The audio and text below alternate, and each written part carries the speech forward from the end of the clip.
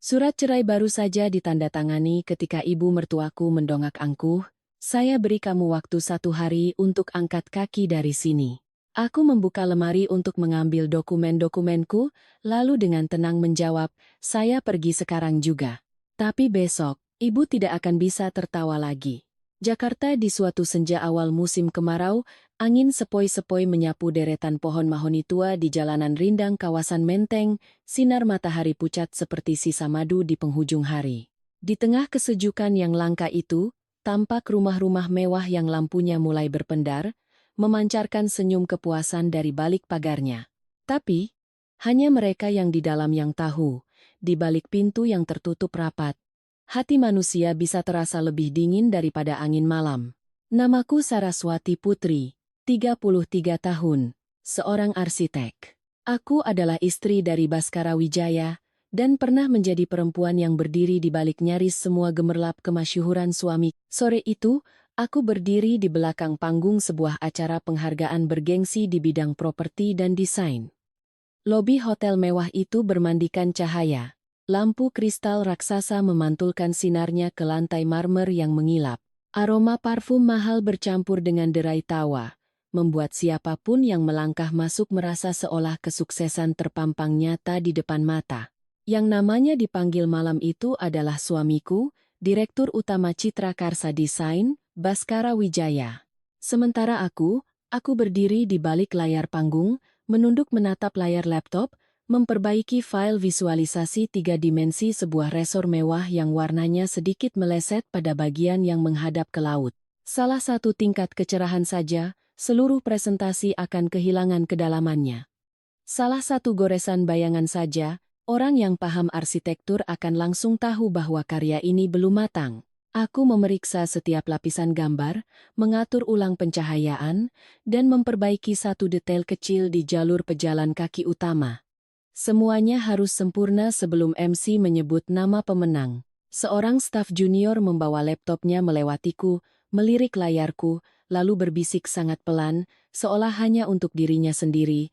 "Memang beda banget ya kalau sudah disentuh Kak Saras." Orang di sebelahnya menyikut lengannya pelan, melirik ke arah panggung, lalu merendahkan suaranya, "SST, jangan kencang-kencang. Kalau mau aman kerja di sini, tahu pun lebih baik diam." Aku mendengarnya dengan jelas. Telingaku tidak tuli, dan hatiku belum sekeras batu hingga mati rasa. Tapi anehnya, saat itu aku tidak marah, aku hanya merasa lelah. Lelahnya seseorang yang menciptakan sesuatu dengan otak dan malam-malam tanpa tidur, lalu melihat karyanya naik ke panggung dengan nama orang lain. Di luar sana, suara MC terdengar penuh semangat, diikuti gemuruh tepuk tangan. Selamat kepada Citra Karsa Desain atas penghargaan Biro Desain paling inovatif tahun ini. Kami undang perwakilannya, Bapak Baskara Wijaya, untuk naik ke atas panggung. Aku mengangkat kepala, mengintip dari celah tirai panggung. Kulihat suamiku dalam balutan setelan jas biru tua, melangkah dengan mantap. Senyumnya adalah senyum standar seorang pria sukses. Ia menjabat tangan ketua dewan juri, menunduk berterima kasih, lalu berdiri di bawah sorotan lampu, seolah semua yang sedang dirayakan itu murni hasil karyanya. Di barisan tamu, ibu mertuaku, Ibu Ratih, tampak begitu bahagia. Beliau menoleh ke kanan dan ke kiri, bibirnya merekah seperti bunga. "Itu putra saya. Dari kecil otaknya memang sudah encer. Keluarga kami puluhan tahun hidup prihatin, sekarang bisa angkat kepala di depan kerabat ya karena Baskara." Setiap kalimatnya diucapkan dengan penuh keyakinan dan kebanggaan. Siapapun yang tidak tahu cerita sebenarnya pasti akan mengira beliau adalah ibu paling beruntung di dunia. Sementara aku, orang yang baru saja menyelamatkan seluruh presentasi di menit-menit terakhir, hanya berdiri dalam kegelapan, tanganku masih di atas tetikus komputer. Baskara menyampaikan pidato singkat. Kata-katanya begitu lancar, terdengar indah, dan sangat pantas diucapkan oleh seorang visioner. Aku tipe orang yang cepat membaca denah, jadi aku juga cukup cepat membaca karakter orang. Aku tahu suamiku punya bakat komunikasi, pandai membangun kepercayaan, dan tahu cara berbicara agar disegani. Sayangnya, tulang punggung dari proyek-proyek besar kami selama ini tidak terletak pada kata-kata indah itu. Acara berakhir dengan iringan musik dan jabat tangan.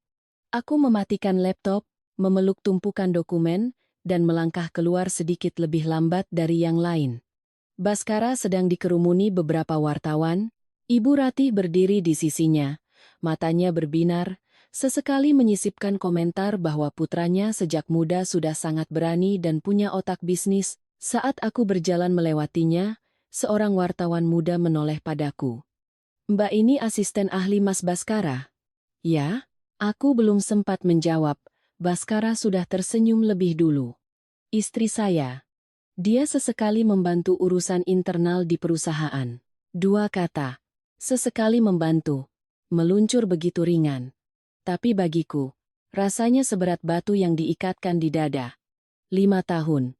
Berapa banyak malam aku terjaga hingga pukul 2 atau 3 pagi, berapa banyak gambar yang kuperbaiki berulang kali, berapa banyak proposal yang kutarik dari ambang kegagalan, akhirnya hanya dirangkum dalam 4 kata itu. Aku menatap suamiku. Ia masih tersenyum, senyum yang sangat sopan dan menawan. Begitu menawan hingga tak seorang pun bisa melihat ada sebilah pisau tersembunyi di dalamnya. Di jalan menuju tempat parkir, Ibu Ratih masih menahan seorang kenalan, tertawa ramah. Laki-laki kalau membangun kerajaan bisnis, memang harus tampil di depan. Perempuan di rumah, tahu mengurus urusan belakang layar saja itu sudah luar biasa. Aku mendengar kalimat itu dan rasanya limbung. Pepatah lama mengatakan, orang jujur tak akan celaka. Tapi dalam hidup, terkadang orang jujur justru didesak ke pojok agar bayangan orang lain bisa terlihat lebih panjang. Baskara membukakan pintu mobil untukku. "File tadi kamu tangani tepat waktu. Beruntung sekali," katanya dengan nada datar. Aku duduk, memasang sabuk pengaman, menatap deretan lampu jalan yang berlari di luar jendela. "Iya, beruntung." Ia menyalakan mesin tanpa berkata apa-apa lagi. Aku pun diam. Kedua tangan di atas tas berisi dokumen, tiba-tiba merasa seperti seorang kuli bangunan yang diam-diam membangun rumah megah untuk orang lain, sementara dirinya sendiri tak punya tempat yang layak di dalam rumah pernikahannya. Begitu mobil berhenti di depan gerbang villa mewah kami di Pondok Indah, Ibu Ratih sudah berdiri di teras, tangannya masih memegang lap kering. Matanya menatap lurus ke arahku sebelum beralih ke putranya. Caranya menunggu seperti itu membuatku paham. Baginya acara penghargaan tadi hanyalah puncak gunung es. Bagian yang lebih penting adalah saat kami pulang, semua orang harus kembali ke posisi masing-masing. Aku baru saja melangkah masuk, bahkan belum sempat melepas sepatu hak tinggiku, beliau sudah memanggil. "Saras, tolong ke dapur, cek lagi menu untuk acara haul besok.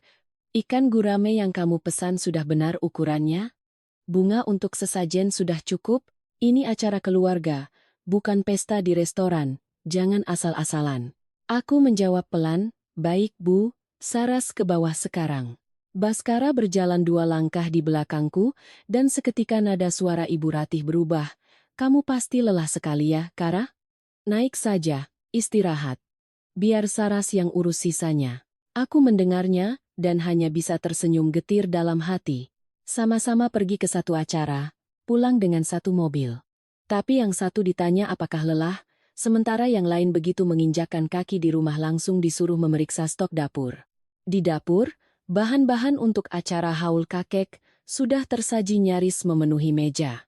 Ikan gurame, ayam kampung, rendang, sate, bunga sedap malam, aneka bumbu. Semuanya adalah pesananku sesuai daftar yang kutulis kemarin. Aku membungkuk memeriksa setiap bahan, mengganti potongan daging sapi yang kurang bagus untuk rendang, dan berpesan pada asisten rumah tangga agar besok pagi mencuci daun pisang sampai bersih. Ibu Ratih berdiri di samping, tidak melakukan apa-apa, tapi matanya mengawasi dengan sangat tajam. "Coba lihat lagi bunga itu. Sedap malam kok kelopaknya sudah layu begitu? Nanti ditaruh di meja sajen jadi tidak bagus." "Nanti Saras ganti Ibu."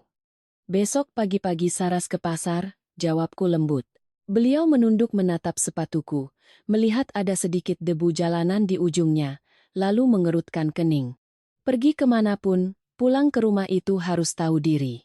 Sepatu kotor begitu. Saat makan malam, ketika Kirana, adik Baskara, merengek minta dibelikan tas tangan mewah seharga 35 juta rupiah. Ibu Ratih nyaris tidak berpikir. Iya, besok biar ibu yang antar kamu beli. Anak gadis kalau keluar rumah juga harus pantas. Nanti orang lihat, dikira keluarga kita sedang susah. Kirana tersenyum lebar. Aku tahu ibu paling sayang sama aku. Aku duduk di seberang mereka, diam-diam memisahkan duri dari daging ikan di piringku. Setelah semua makan beberapa suap, barulah aku mengangkat topik yang perlu kubicarakan, menjaga suaraku tetap datar. Bu, komputer di ruang kerja Saras akhir-akhir ini sering sekali macet, berat sekali untuk membuka file besar. Saras takut ini mengganggu tenggat waktu proposal. Mungkin harus ganti SSD dan tambah RAM. Ibu Ratih meletakkan sendoknya, menatapku seolah aku sedang membicarakan hal sepele. Komputer masih bisa dipakai. Kenapa harus ganti? Cari uang itu susah, jangan lihat apa-apa ingin yang baru. Orang yang pandai mengurus rumah tangga itu harus tahu cara berhemat. Aku belum sempat melanjutkan. Kirana sudah menyela sambil tertawa mengejek. Mbak Saras kan cuma bikin gambar, bukan mau meluncurkan roket ke bulan. Pakai komputer begitu saja sudah cukup. Menurutku mbak ini hidupnya terlalu serius, makanya kelihatan tegang terus. Kalimatnya ringan, tapi nada meremehkannya sangat jelas. Aku tidak menjawab adik iparku.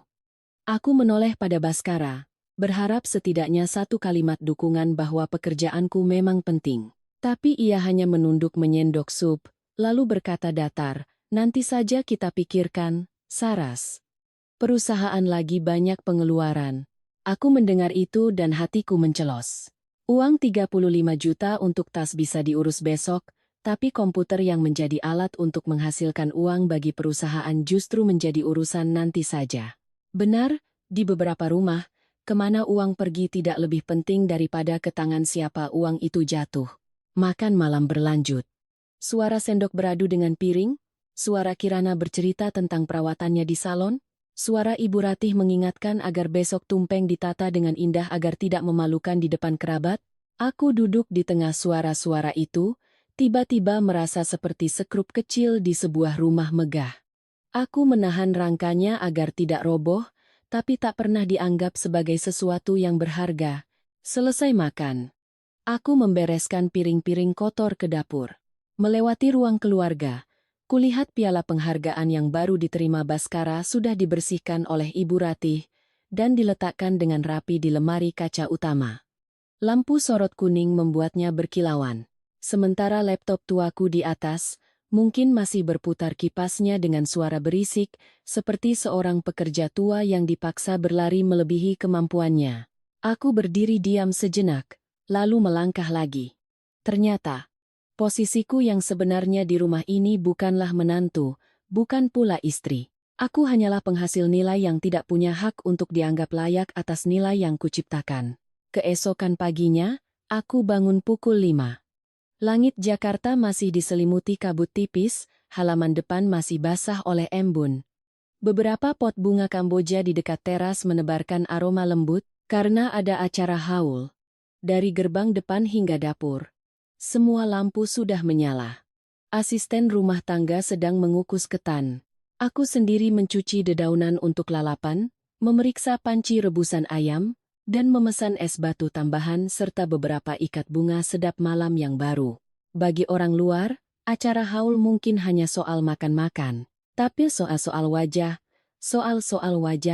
soal tradisi, soal sesuatu yang bisa dinilai orang untuk melihat apakah menantunya tahu diri atau tidak. Ibu Ratih mengenakan kebaya beludru berwarna gelap dengan rambut disanggul rapi, mondar-mandir menginspeksi segalanya. Beliau tidak banyak bekerja, tapi perintahnya tidak pernah kurang. Nanti bilang pada mereka, susun piring dan sendoknya yang rapi. Keluarga kita banyak, kalau ceroboh sedikit saja bisa jadi bahan omongan. Iya Bu, ayam ingkung kepalanya harus menghadap ke depan. Kamu sudah jadi menantu bertahun-tahun. Ibu rasa tidak perlu diingatkan lagi. Iya Bu, Saras tahu. Kalau tahu, kerjakan yang benar. Acara ini cuma setahun sekali. Aku tetap menjawab dengan lembut seperti biasa, bukan karena aku tidak lelah, tapi karena sudah terbiasa. Menjadi menantu di keluarga yang sangat menjunjung tinggi gengsi, terkadang menjadi pintar pun belum tentu dipuji. Tapi sedikit saja kesalahan, itu akan menjadi alasan untuk dibicarakan berbulan-bulan. Menjelang siang, para kerabat mulai berdatangan. Rumah menjadi ramai oleh sapaan dan salam. Suara sandal di teras, suara anak-anak yang diperingatkan orang tuanya. Jalannya pelan-pelan, ayo masuk, berdoa dulu. Aku mengganti pakaianku dengan gaun batik berwarna coklat muda, rambutku diikat rapi. Aku sibuk menyajikan teh dan minuman, menyapa setiap orang dengan benar. Keluarga besar Baskara sangat banyak. Paman, bibi, bahkan sepupu jauh. Semuanya suka berkumpul di acara seperti ini. Dalam pertemuan seperti ini, obrolan jarang berhenti pada doa dan zikir. Pasti akan meluas ke soal uang, rumah, anak, menantu, dan berbagai hal lain yang menjadi ajang saling mengintip kehidupan satu sama lain. Awalnya semua berjalan lancar. Para tetua mengenang almarhum, bercerita betapa pintarnya Baskara saat kecil dan betapa megahnya rumah mereka sekarang. Ibu Ratih duduk di meja utama, wajahnya berseri-seri, sesekali tersenyum bangga. Keluarga kami sekarang sudah lebih baik, semua berkat Baskara yang rajin bekerja. Beliau berkata sambil mengelus ujung kebayanya. Laki-laki kalau sudah sukses, kerabat juga ikut terangkat namanya. Seorang bibi dari pihak keluarga jauh menoleh padaku sambil tersenyum. Saras kerja di perusahaan suami, enak ya? Suami istri satu kantor, tidak perlu susah-susah berjuang seperti orang lain. Aku belum sempat menjawab, Ibu Ratih sudah menimpali. Nadanya terdengar seperti pujian, tapi isinya berbeda. Dia sih cuma pintar urusan dokumen dan mengatur hal-hal kecil. Namanya juga perempuan, pada akhirnya yang dinilai itu kemampuannya untuk tahu posisi. Punya bakat setinggi langit pun kalau tidak bisa mundur di belakang suami, keluarga juga susah tentram. Suasana meja makan yang riuh mendadak hening sejenak. Keheningan yang hanya bisa dirasakan oleh orang yang menjadi sasaran. Aku meletakkan mangkuk sambal, punggungku tetap tegak, tapi di bawah meja, tanganku sudah mencengkeram ujung taplak. Seorang bibi lain melanjutkan. Dengan rasa ingin tahu khas kerabat yang semua orang tahu tujuannya adalah untuk menyindir. Oh ya, kalian kan sudah lama menikah ya, kok belum ada kabar baik? Apa jangan-jangan sibuk kerja sampai lupa urusan anak? Aku mengangkat wajah. Pertanyaan itu tidak baru, hanya saja hari ini ditanyakan di tengah keramaian, saat semua orang sudah sedikit terpengaruh suasana, membuatnya terdengar lebih tajam. Aku berniat menjawab bahwa urusan anak adalah urusan kami berdua, akan datang jika sudah waktunya. Tapi sebelum aku membuka mulut, Ibu Ratih sudah menghela napas lebih dulu. Susah, Tante. Saya sudah sering ingatkan, tapi mereka selalu bilang masih sibuk. Rumah sebesar ini kalau tidak ada suara anak-anak, rasanya sepi juga. Kirana, yang duduk di meja lain, menimpali dengan nada setengah bercanda. Ibu ini khawatir berlebihan. Mungkin Mbak Saras masih terlalu cinta sama pekerjaannya, beberapa orang tertawa kecil. Tawa yang tidak keras, tapi cukup untuk membuat pipiku terasa panas. Aku menoleh pada Baskara. Satu kalimat saja. Cukup ia berkata. Biar ini jadi urusan kami. Atau tolong jangan bertanya yang sulit pada Saras. Itu sudah cukup. Tapi ia tidak berkata apa-apa. Ia duduk di sana, menunduk menuangkan minuman untuk paman-pamannya. Wajahnya begitu tenang, seolah kata-kata tadi sama sekali tidak menyentuh perempuan yang menjadi istrinya. Saat itulah, hatiku benar-benar dingin. Jika ibu mertua yang menindasku, aku masih bisa berkata pada diri sendiri, memang sifatnya begitu. Jika kerabat yang usil, aku masih bisa berpikir, mulut orang memang begitu. Tapi pria yang duduk di sampingku, yang pernah menggenggam tanganku dan berjanji tak akan pernah membiarkanku sedih, justru memilih diam. Keheningan itu lebih menyakitkan daripada hardikan. Aku menunduk, mengambil sepotong ayam untuk seorang nenek tua di sebelahku. Tanganku tetap stabil, suaraku pun tetap lembut saat menjawab, urusan anak itu rezeki, Tante. Kalau sudah waktunya, pasti akan datang. Bibi tadi tersenyum sinis. Iya, ngomongnya begitu. Tapi perempuan itu dinilainya tetap dari perutnya. Aku mendengarnya dan merasa ada sesuatu yang retak di dalam dadaku. Orang bilang lidah tak bertulang. Memang benar. Dan karena tak bertulang, banyak orang menggunakannya dengan begitu mudah, tanpa peduli satu kalimatnya bisa melukai siapa dan sedalam apa. Acara haul berlangsung hingga sore hari. Aku masih melakukan semua tugasku, dari membereskan meja, membagikan makanan untuk dibawa pulang, hingga membersihkan dapur. Tak ada yang melihat ada yang berbeda dariku. Hanya aku yang tahu. Setelah jamuan makan siang hari ini, ada sebuah luka gores yang sangat rapi di hatiku. Begitu rapi hingga awalnya tidak terasa sakit, tapi semakin sore semakin ngilu. Malamnya, saat di kamar, aku melihat Baskara sedang melonggarkan kerah kemejanya. Wajahnya lelah seolah baru melewati hari yang biasa saja.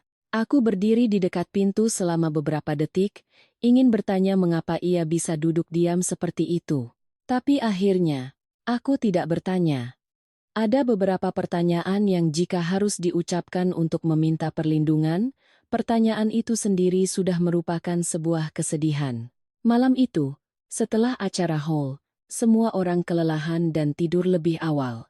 Selesai mandi, aku duduk di depan meja rias, mengusap sisa lotion di tanganku. Pikiranku masih dipenuhi oleh kata-kata di meja makan tadi siang. Kamar tidur kami luas. Lampu kuningnya temaram. Segalanya tampak damai seperti biasanya. Hanya hatiku yang tidak. Baskara keluar dari kamar mandi. Rambutnya masih basah, mengenakan kaos abu-abu dan celana pendek. Ia menatapku lewat cermin dan bertanya basa-basi, "Belum tidur?" Aku menjawab pelan, "Sebentar lagi." Ia mengangguk, mengambil ponselnya, lalu berjalan ke balkon. Pintu kaca ditutup, tapi tidak rapat. Dari tempatku duduk, aku masih bisa melihat siluet punggung suamiku di bawah cahaya lampu kamar. Ia berdiri menyamping, berbicara sangat pelan, begitu pelan hingga aku hanya melihat bibirnya bergerak tanpa mendengar suaranya. Sesekali ia melirik ke dalam, seolah takut aku tiba-tiba keluar. Aku duduk diam, hatiku terasa berat. Sebenarnya, suami menerima telepon larut malam bukanlah hal aneh.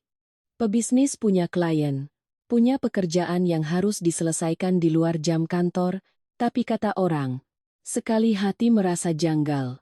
Setelahnya hal sekecil apapun bisa menjadi tanda tanya besar. Beberapa menit kemudian Baskara masuk kembali. Aku pura-pura merapikan catatan kerja di atas meja. "Siapa yang telepon malam-malam, Mas?" Ia tidak menatapku, hanya menjawab singkat, "Orang teknis, tanya sedikit soal rapat besok." Aku mengangguk. Suaranya terlalu datar, terlalu rapi, seolah sudah disiapkan. Ia meletakkan ponselnya dengan layar menghadap ke bawah di meja samping tempat tidur, lalu berbaring.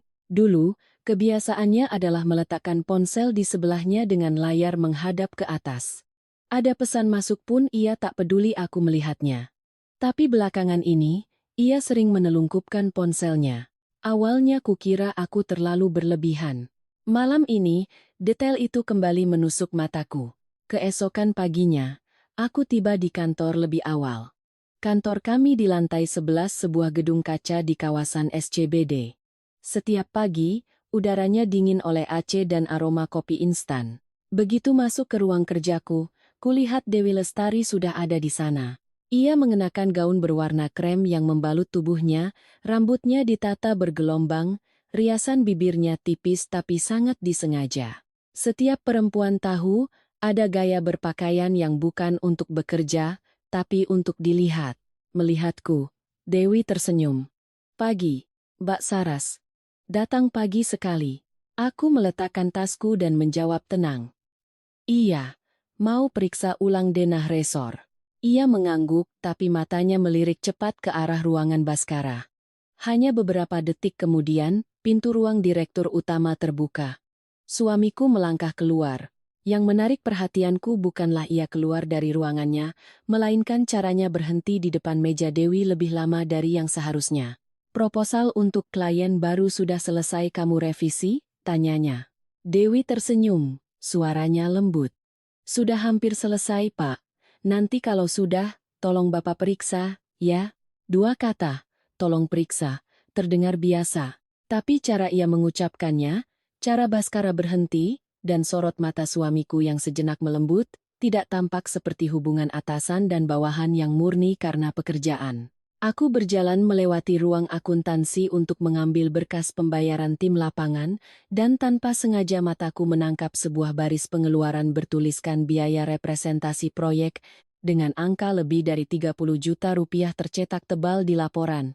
Aku berhenti sejenak. Angka itu tidak terlalu besar untuk perusahaan seperti Citra Karsa. Tapi yang membuatku curiga adalah waktu pengeluarannya, tepat di hari ketika Baskara bilang harus menemui klien penting hingga larut malam. Siang itu, kami masih makan bersama di rumah. Ibu Ratih mengambilkan sepotong ikan untuk putranya, bertanya tentang proyek ini dan itu. Baskara menjawab seadanya. Aku memperhatikan, di kerah kemejanya tercium aroma parfum yang aneh. Bukan aroma sampo yang biasa kami pakai di rumah, bukan pula aroma pelembut pakaian dari kemeja yang biasa ia kenakan. Aromanya lebih manis, lebih tajam, jenis aroma yang disukai perempuan muda agar meninggalkan kesan. Kirana menopang dagu, menatap kakaknya sambil tersenyum menggoda. Mas Baskara sekarang sibuk sekali, ya. Khas orang sukses, pergi pagi pulang malam terus. Ibu Ratih langsung menimpali, nadanya seperti bercanda tapi juga seperti menasihati. Namanya laki-laki punya karier, wajar kalau di luar banyak yang memperhatikan.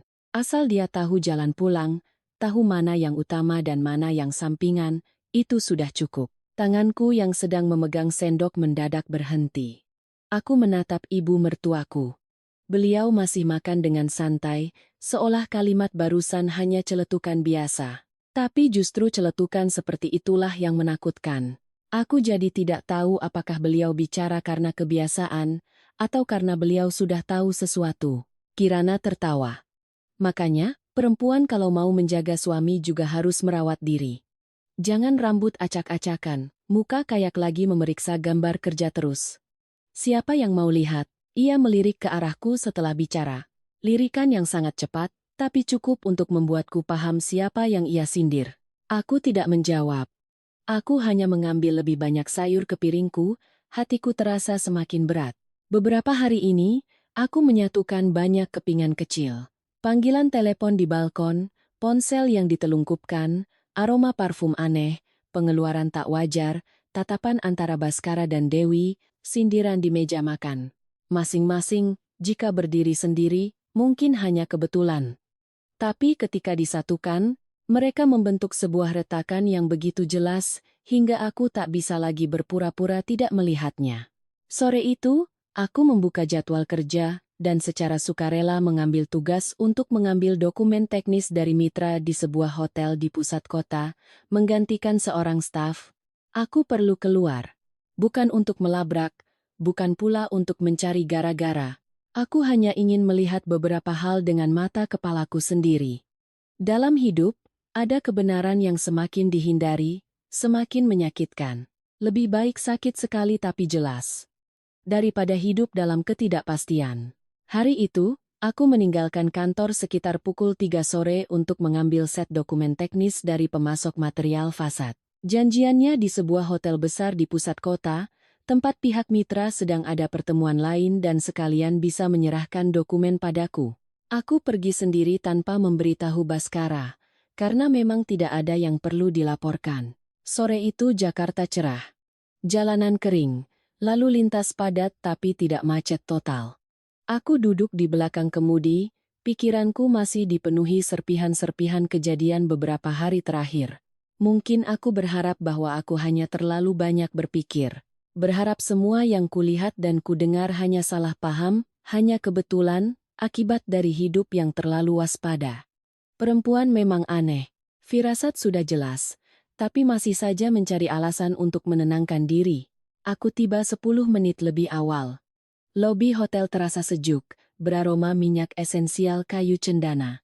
Orang-orang yang lalu lalang berpakaian rapi. Suara sepatu hak tinggi beradu dengan lantai marmer terdengar renyah. Aku baru saja memarkir mobil dan hendak melangkah masuk ketika tiba-tiba aku berhenti. Dari pintu putar di depan, Baskara melangkah keluar. Aku langsung mengenali suamiku dari gaya berjalannya. Kemeja putih, celana bahan gelap, jam tangan perak di pergelangan tangan kiri. Semuanya rapi seperti biasa, tapi yang berjalan di sampingnya bukan klien pria. Itu Dewi Lestari. Ia berjalan persis di samping Baskara, tangannya memeluk tas kulit berwarna krem pucat, posturnya lentur, rambutnya tergerai dengan gaya yang tampak alami padahal sangat diperhitungkan. Tas itu, aku pernah melihat fakturnya di laporan biaya representasi perusahaan beberapa hari yang lalu. Tanpa perlu melihat lebih dekat, aku tahu itu adalah barang yang dibeli dengan uang yang seharusnya tidak digunakan untuk pertemuan pribadi seperti ini. Aku bersembunyi di balik sebuah pilar besar dekat jalan masuk. Bukan karena takut, hanya saja aku belum ingin muncul saat itu. Baskara membukakan pintu mobil untuk Dewi lebih dulu. Gerakan itu sangat familiar hingga menyakitkan. Dulu saat kami baru menikah, setiap kali kami pergi ke resepsi teman atau pulang ke rumah orang tuaku, ia juga selalu membukakan pintu seperti itu, selalu menunduk dan mengingatkan. Hati-hati gaunnya tersangkut. Selalu menatapku dengan sorot mata penuh perhatian yang membuat orang lain melihat betapa aku dihargai. Sekarang, tatapan itu ada di wajah perempuan lain. Dewi mendongak, mengatakan sesuatu sambil tersenyum. Aku tidak bisa mendengarnya. Baskara sedikit menunduk, bibirnya juga membentuk senyum tipis. Bukan senyum basa-basi saat bertemu klien. Itu senyum seseorang yang merasa nyaman karena berada di dekat orang yang tepat, yang bisa memanjakan egonya. Aku diam-diam mengeluarkan ponsel, membuka kamera, dan mengambil beberapa foto berturut-turut. Tanganku tidak gemetar seperti yang kubayangkan. Aneh. Hati ini sakit, tapi tangan ini kokoh. Mungkin saat seseorang sudah terlalu sakit, reaksinya tidak lagi seperti di film-film. Tidak menangis histeris, tidak berlari untuk menuntut penjelasan, tidak menarik kerah baju dan bertanya, "Kenapa kamu tega melakukan ini padaku?" Aku hanya berdiri di sana. Menatap kebenaran melintas di depanku, sedingin menatap gambar denah yang fondasinya retak dari dalam. Mobil Baskara melaju meninggalkan hotel. Aku masih berdiri diam beberapa detik sebelum memasukkan ponsel ke dalam tas. Di dalam lobi, resepsionis masih menyapa tamu. Pintu putar masih berputar dengan teratur. Segalanya masih mewah dan tenang, seolah tidak tahu bahwa baru saja ada sebuah pernikahan yang retakannya bertambah panjang. Aku masuk untuk mengambil dokumen sesuai rencana. Orang dari pihak mitra menyerahkan tumpukan dokumen tebal sambil meminta maaf karena harus bertemu di hotel agar lebih praktis. Aku tetap tersenyum, memeriksa kelengkapan dokumen, dan menandatangani tanda terima seperti biasa. Jika dilihat dari luar, tak ada yang akan menyangka perempuan yang sedang memeluk tumpukan dokumen ini baru saja melihat suaminya keluar dari tempat yang tidak seharusnya bersama perempuan lain. Saat kembali ke mobil, aku meletakkan dokumen di kursi penumpang dan duduk terdiam sejenak. Kenangan-kenangan lama muncul begitu cepat. Malam-malam ketika Baskara bilang harus bertemu investor. Makan malam saat ia pulang terlambat dan hanya berkata aku lelah. Pengeluaran untuk representasi yang terus meningkat, aroma parfum aneh, ponsel yang selalu ditelungkupkan. Juga tatapan matanya pada Dewi di kantor. Ternyata bukan aku yang curiga berlebih, kebenaran memang sudah ada di sana sejak lama. Aku saja yang baru hari ini melihatnya dengan mata kepala sendiri. Malam itu, Baskara pulang lebih tepat waktu. Ia berganti pakaian, duduk di meja makan, dan bertanya dengan nada yang sangat wajar, "Kamu sudah makan?" Aku menatap suamiku. Wajah itu masih sama, suara itu masih sama. Hanya saja, sekarang aku tidak lagi bisa merasakan keakraban di dalamnya. "Sudah," jawabku.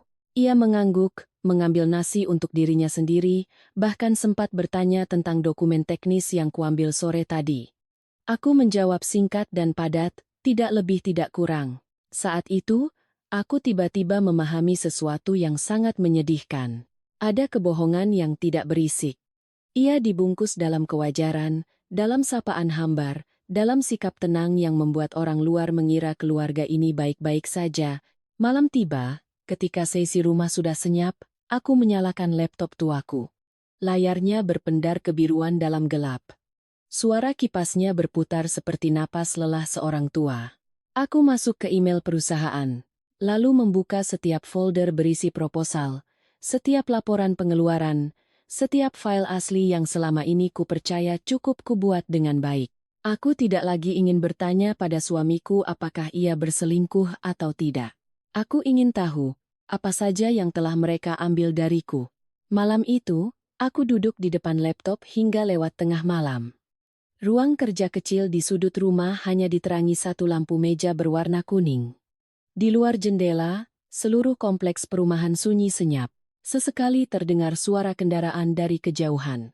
Di hadapanku, ada puluhan folder, laporan perbandingan, email internal, dan file-file desain yang entah sudah berapa kali kusentuh selama beberapa tahun ini. Awalnya, aku hanya berniat memeriksa beberapa pengeluaran representasi untuk memastikan aku tidak berlebihan, tapi semakin dalam aku menggali, aku merasa seperti sedang menarik satu persatu benang dari jaring laba-laba yang sudah lama menjerat kepalaku. Uang lebih dari 30 juta rupiah tempo hari bukanlah satu-satunya. Aku menyaring berdasarkan kode pembayaran dan nama vendor, dan menemukan bahwa dalam 6 bulan terakhir, ada banyak pengeluaran janggal yang semuanya mengarah pada pos-pos dengan nama indah, komunikasi eksternal, hubungan mitra, biaya jamuan strategis. Angkanya tidak terlalu besar jika dilihat satu persatu. Tapi jika dijumlahkan, sudah cukup untuk membeli beberapa tas mewah, beberapa makan malam mahal, dan beberapa kali menyewa kamar di tempat-tempat di mana tak seorang pun ingin terlihat bersama. Aku membuka email konfirmasi pembayaran. Ada beberapa faktur yang dikirim ke email admin yang selama ini jarang kuperhatikan karena aku percaya semuanya sudah diurus dengan benar oleh tim humas. Nama kontak yang paling sering muncul adalah Dewi Lestari. Tanganku berhenti sejenak. Lalu aku menggali lebih dalam ke folder-folder yang menyimpan file asli proyek-proyek besar. Orang di bidangku punya kebiasaan yang sulit dihilangkan. Sekali lihat, kami tahu baunya seperti apa. Sebuah gambar dibuat dari mana, direvisi berapa kali, siapa yang biasa menggunakan gaya layering tertentu, siapa yang punya kebiasaan membuat catatan. Cukup dengan melihat lebih teliti, semuanya akan terbaca. Aku membuka proposal resor yang baru saja memenangkan penghargaan.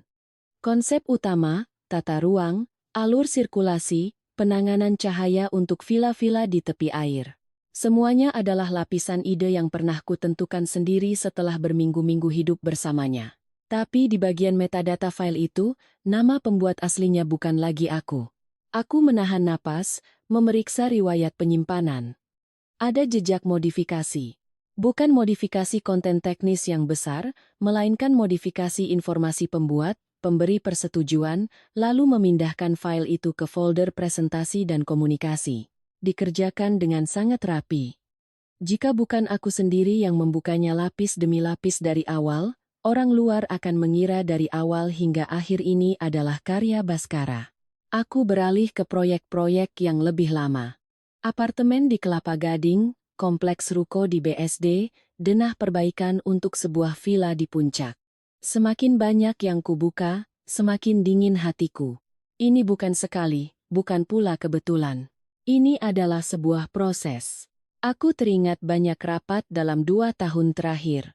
Setiap kali aku memberi masukan untuk mengubah fungsi ruang, memperbaiki sirkulasi udara, menangani pencahayaan, atau alur lalu lintas internal, Baskara biasanya mengangguk. Di rumah, ia bahkan berkata, "Biar Mas pertimbangkan." Beberapa hari kemudian, ide-ide itu muncul utuh dalam presentasi yang ia bawa ke klien, dengan klaim sebagai visi sang direktur utama. Aku pernah merasa sedih, tapi selalu menghibur diri. Suami istri adalah satu tim, perusahaan ini milik bersama, yang penting pekerjaan lancar. Benar kata orang, mereka akan terus melangkah sejauh mereka tahu diizinkan. Mungkin sikap mengalahku selama ini yang telah mengajari suamiku cara merampas tanpa merasa bersalah. Hampir pukul 1 dini hari, aku membuka folder komunikasi internal. Di dalamnya ada set materi untuk pers, untuk acara penghargaan, untuk profil perusahaan. Nama Baskara muncul begitu sering di bagian prestasi, jejak pribadi, dan arahan desain. Sementara namaku hanya muncul sesekali, sebagai staf ahli pendukung internal. Aku tertawa sangat pelan. Tawa yang tidak bahagia, tidak pula sedih. Hanya terasa getir. Ternyata, penghapusan namaku tidak dimulai dari malam penghargaan kemarin. Itu sudah dilakukan secara sistematis sejak lama. Sedikit demi sedikit, senyap seperti air yang mengikis batu setetes demi setetes. Aku membuka lagi laporan arus kas. Beberapa pembayaran dilakukan memutar melalui agensi komunikasi yang terhubung dengan Dewi. Caranya tidak terlalu canggih, tapi cukup untuk berkelit jika ada yang bertanya, dengan dalih itu adalah biaya hubungan klien. Selingkuh, menggunakan uang perusahaan untuk membiayai wanita simpanan, lalu sekalian membajak hasil kerja istri menjadi prestasi pribadi. Semuanya terhubung begitu rapi hingga aku terdiam. Saat itu, mataku tidak lagi terasa panas. Rasa sakit karena dikhianati biasanya membuat orang ingin menangis. Tapi rasa sakit karena nilai dirimu dirampas itu berbeda. Ia membuatmu terjaga seolah disiram air es. Aku menatap layar dan melihat dengan jelas, mulai hari ini, masalah antara aku dan Baskara bukan lagi sekadar soal suami yang selingkuh, jika hanya itu, paling parah adalah perceraian. Tapi ini, mereka ingin mengubahku menjadi bayang-bayang di dalam karyaku sendiri. Aku menarik laci meja, mengambil sebuah hard disk eksternal dan menyambungkannya ke laptop. Setiap folder data ku salin dengan hati-hati, ku beri nama baru berdasarkan tanggal yang jelas, email penting, file asli, riwayat revisi, laporan pengeluaran, faktur, materi presentasi, catatan perbaikan. Kukumpulkan semua berdasarkan kelompoknya. Semakin banyak yang kukerjakan, semakin jernih pikiranku. Mungkin benar kata pepatah, cacing pun akan menggeliat jika diinjak. Tapi aku tidak ingin menggeliat dalam keributan. Aku ingin mengingat dengan sangat jelas dan menyimpan dengan sangat kuat. Menjelang subuh, aku bersandar di kursi, menatap baris data yang sedang disalin. Di dalam ruangan yang gelap, suara kipas laptop masih berputar, sama seperti semalam. Tapi aku merasa seperti sudah melangkah melewati ambang batas yang lain. Perempuan yang duduk di depan layar ini tidak lagi sibuk bertanya mengapa suaminya berubah. Aku hanya memikirkan satu hal. Jika mereka sudah berencana menghapusku dari segalanya, maka mulai sekarang, aku harus mempertahankan namaku. Malam itu, aku baru saja keluar dari ruang kerja ketika Ibu Ratih memanggil dari ruang keluarga. Suaranya lebih lembut dari biasanya, hingga membuatku merinding. "Saras, turun sebentar. Ibu mau bicara, biar di rumah ini tidak ada salah paham." Aku melihat jam. Hampir pukul 9. Biasanya jam segitu beliau sudah di kamarnya menonton sinetron atau menelepon teman-temannya. Fakta bahwa beliau sudah duduk di ruang keluarga, dengan 2 cangkir teh tersaji, dan Baskara juga duduk di sana dengan wajah yang terlalu tenang, membuatku paham ini bukanlah obrolan biasa. Aku turun dan duduk di kursi seberang mereka. Meja di tengah ruangan mengilap, vas berisi anggrek ungu diletakkan di tengah. Suasananya begitu sunyi. Ibu Ratih menatapku sejenak, lalu perlahan memulai. "Ibu sudah pikirkan baik-baik sebelum memanggilmu. Kalau dengan orang luar tidak apa-apa, tapi kalau sesama orang rumah saling menyimpan unek-unek, itu tidak baik." Aku diam. Beliau menghela napas, suaranya melembut. "Sudah bertahun-tahun kamu jadi menantu di sini. Ibu tidak bilang kamu sempurna, tapi ibu selalu menganggapmu seperti anak sendiri. Apa yang perlu ibu urus untukmu, sudah ibu urus. Rumah, makanan. Di depan kerabat pun ibu tidak pernah membiarkanmu direndahkan." Mendengar itu, punggungku terasa dingin. Aku tidak asing dengan kalimat pembuka seperti ini. Semakin seseorang bersiap untuk memaksamu melakukan sesuatu, mereka semakin suka membungkusnya dengan lapisan moralitas yang tebal, seolah dengan begitu perbuatan buruk akan menjadi tidak terlalu buruk. Baskara, yang duduk di sampingnya, perlahan mendorong setumpuk kertas ke arahku. "Kamu lihat dulu. Ini semua urusan internal yang perlu ditandatangani biar rapi." Aku menunduk. Lembar pertama adalah surat pernyataan mengenai peran profesionalku di perusahaan. Belum selesai membaca setengah halaman, Ujung jariku sudah terasa dingin.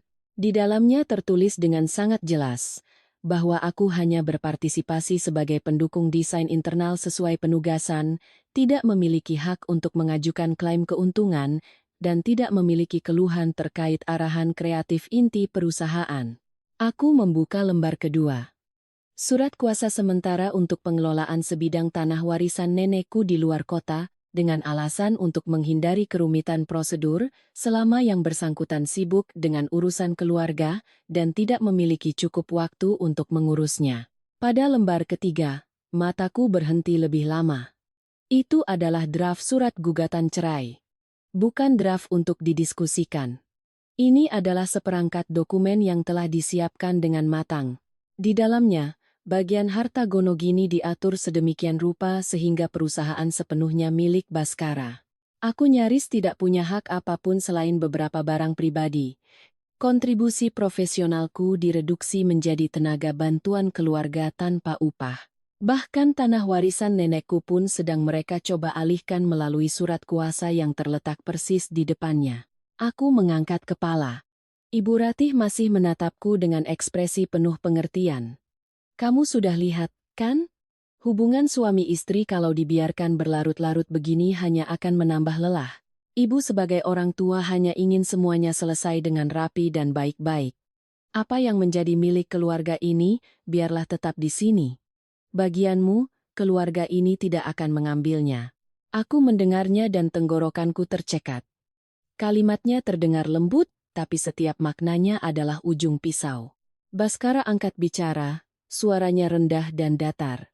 Aku tahu kamu kaget.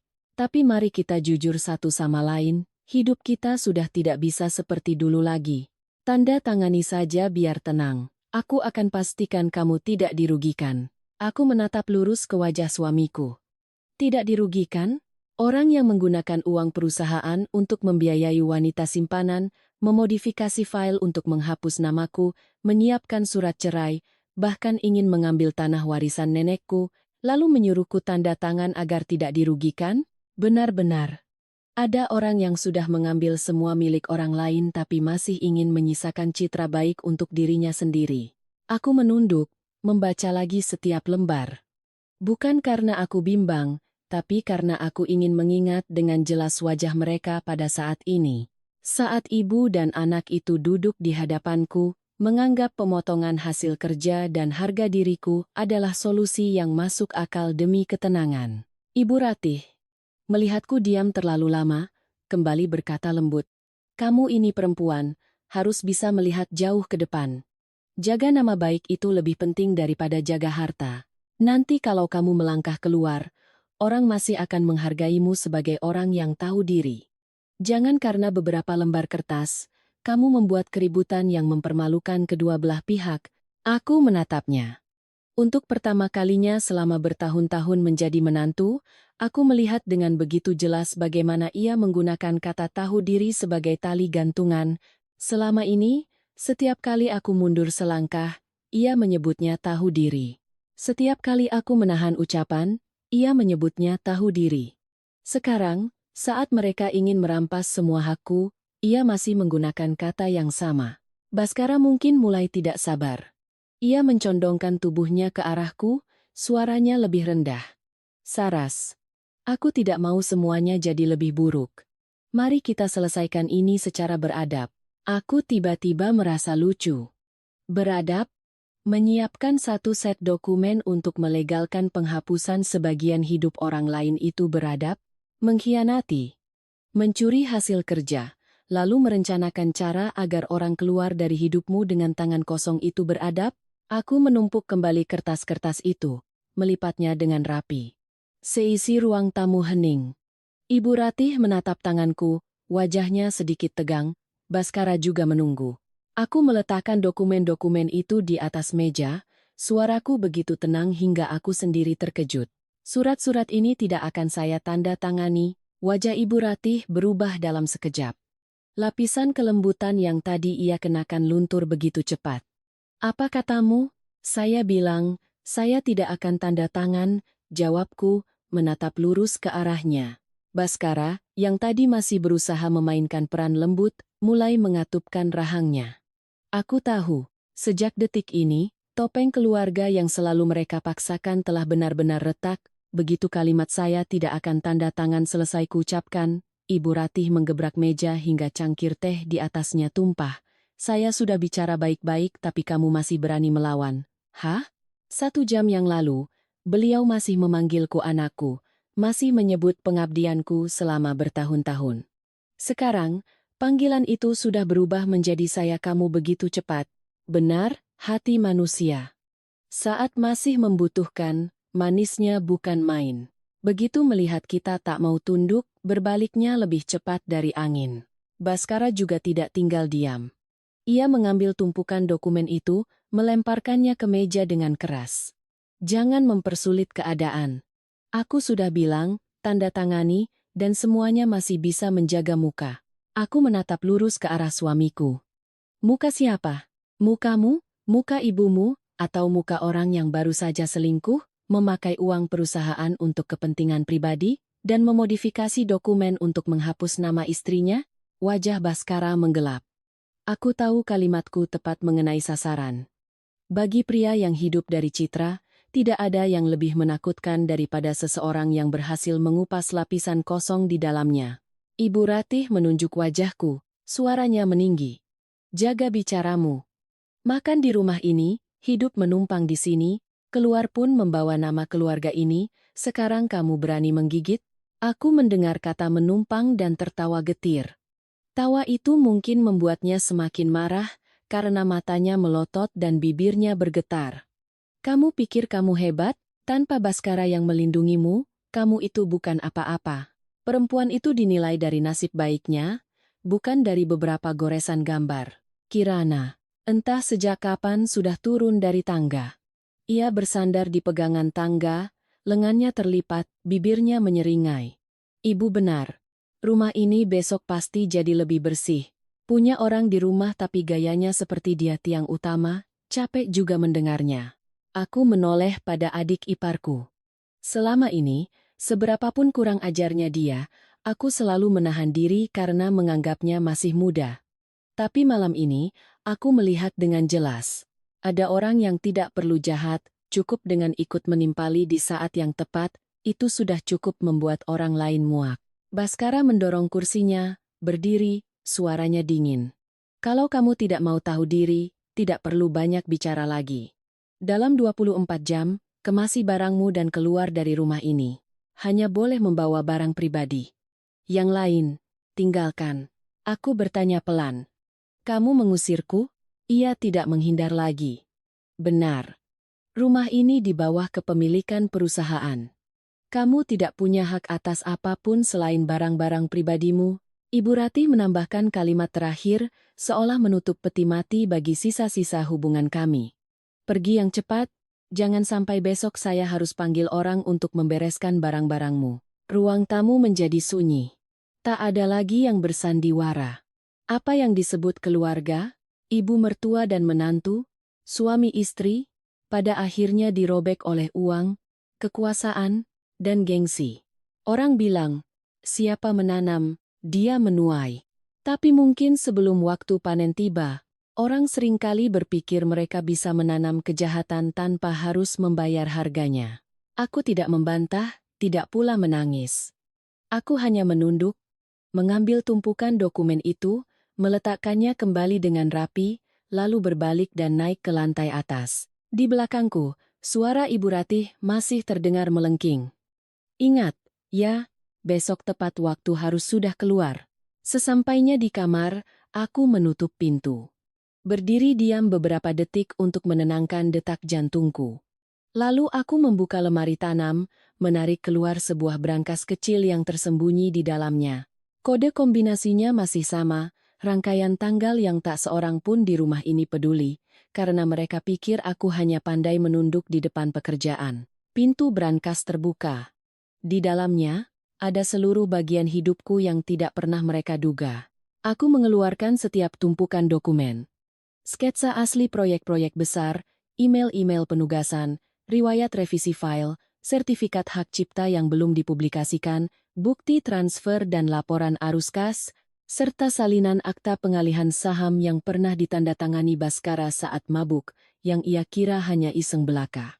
Paling luar adalah buku catatan tanganku selama bertahun-tahun, di mana setiap tanggal penting, setiap perubahan teknis, setiap rapat krusial, semuanya tercatat dengan jelas. Aku menarik koper, tapi hanya memasukkan beberapa setel pakaian, dokumen pribadi, laptop, hard disk, dan tumpukan bukti itu. Aku tidak membawa perhiasan, tidak membawa barang-barang mahal, tidak pula menoleh pada gaun-gaun yang tergantung di lemari. Ada hal-hal yang bisa kutinggalkan karena mereka memang tidak pernah menjadi sandaranku. Selesai berkemas, aku menelepon pengacaraku, Pak Hardiman. Belum 2 kali dering, beliau sudah mengangkat. Saya, Saraswati, sapaku. Iya, ada apa? Suara beliau terdengar tenang seperti biasa. Aku menatap keluar jendela. Langit di luar gelap pekat, tapi pikiranku justru terang benderang. Saya butuh bantuan Bapak, malam ini juga. Beliau tidak banyak bertanya. Kirim alamatmu. Saya akan kirim mobil. Sekitar 15 menit kemudian, sorot lampu mobil menyapu gerbang besi. Sebuah sedan hitam berhenti di halaman. Aku menarik koperku ke bawah. Ibu Ratih, Baskara, dan Kirana sudah berdiri di ruang keluarga. Jelas mereka tidak menyangka aku akan pergi secepat ini. Melihat mobil mewah di luar gerbang, ketiganya tertegun. Kirana yang pertama bersuara. Loh, siapa yang jemput Mbak? Aku tidak menjawabnya. Aku menarik koperku melewati lantai marmer, suara rodanya terdengar jelas dalam keheningan. Tepat di depan pintu, aku berhenti, menoleh pada Ibu Ratih. Wajahnya masih angkuh.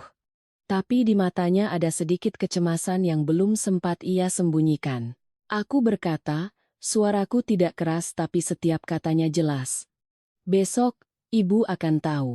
Ada orang yang melangkah keluar bukan karena putus asa, tapi karena sudah saatnya berhenti mengalah.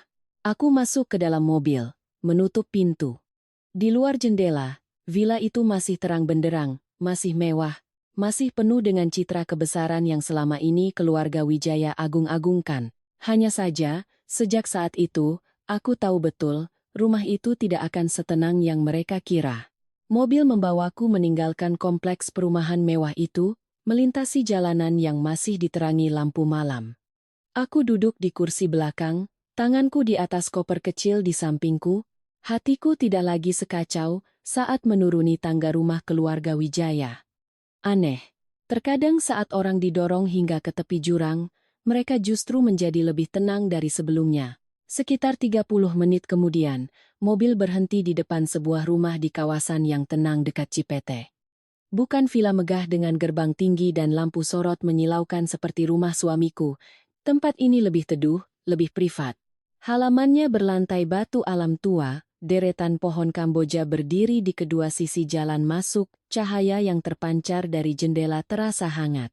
Ini adalah rumah peninggalan nenekku, yang kemudian kurapikan sedikit demi sedikit, tapi tak pernah kubawa seorang pun dari keluarga suamiku ke sini. Begitu pintu terbuka, seorang pengurus rumah tangga yang sudah tua menunduk hormat. Nona sudah pulang. Hanya 3 kata itu. Hidungku tiba-tiba terasa perih. Bertahun-tahun di rumah keluarga Wijaya, aku adalah menantu, perempuan yang tahu diri, pendukung internal, orang di belakang layar, tapi tak pernah sekalipun dipanggil dengan cara yang membuatku merasa benar-benar punya tempat. Pengacaraku, Pak Hardiman, sudah menunggu di ruang tamu. Beliau masih mengenakan kemeja gelapnya, kacamata bertengger di pangkal hidung. Di hadapannya ada setumpuk dokumen yang sudah terbuka. Beliau tidak bertanya apakah aku menangis, apakah aku sakit hati, atau menyesal. Beliau hanya menatapku beberapa detik, lalu berkata, "Kamu sudah yakin mau menempuh ini sampai akhir?" Aku meletakkan koperku, duduk di hadapannya. "Saya sudah yakin, Pak." Beliau mengangguk.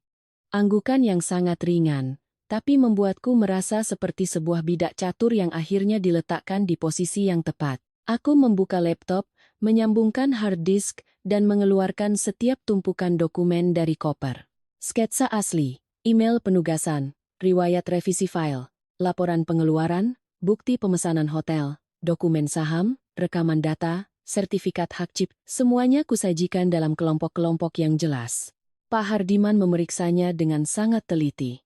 Semakin banyak yang ia lihat, sorot matanya semakin dalam.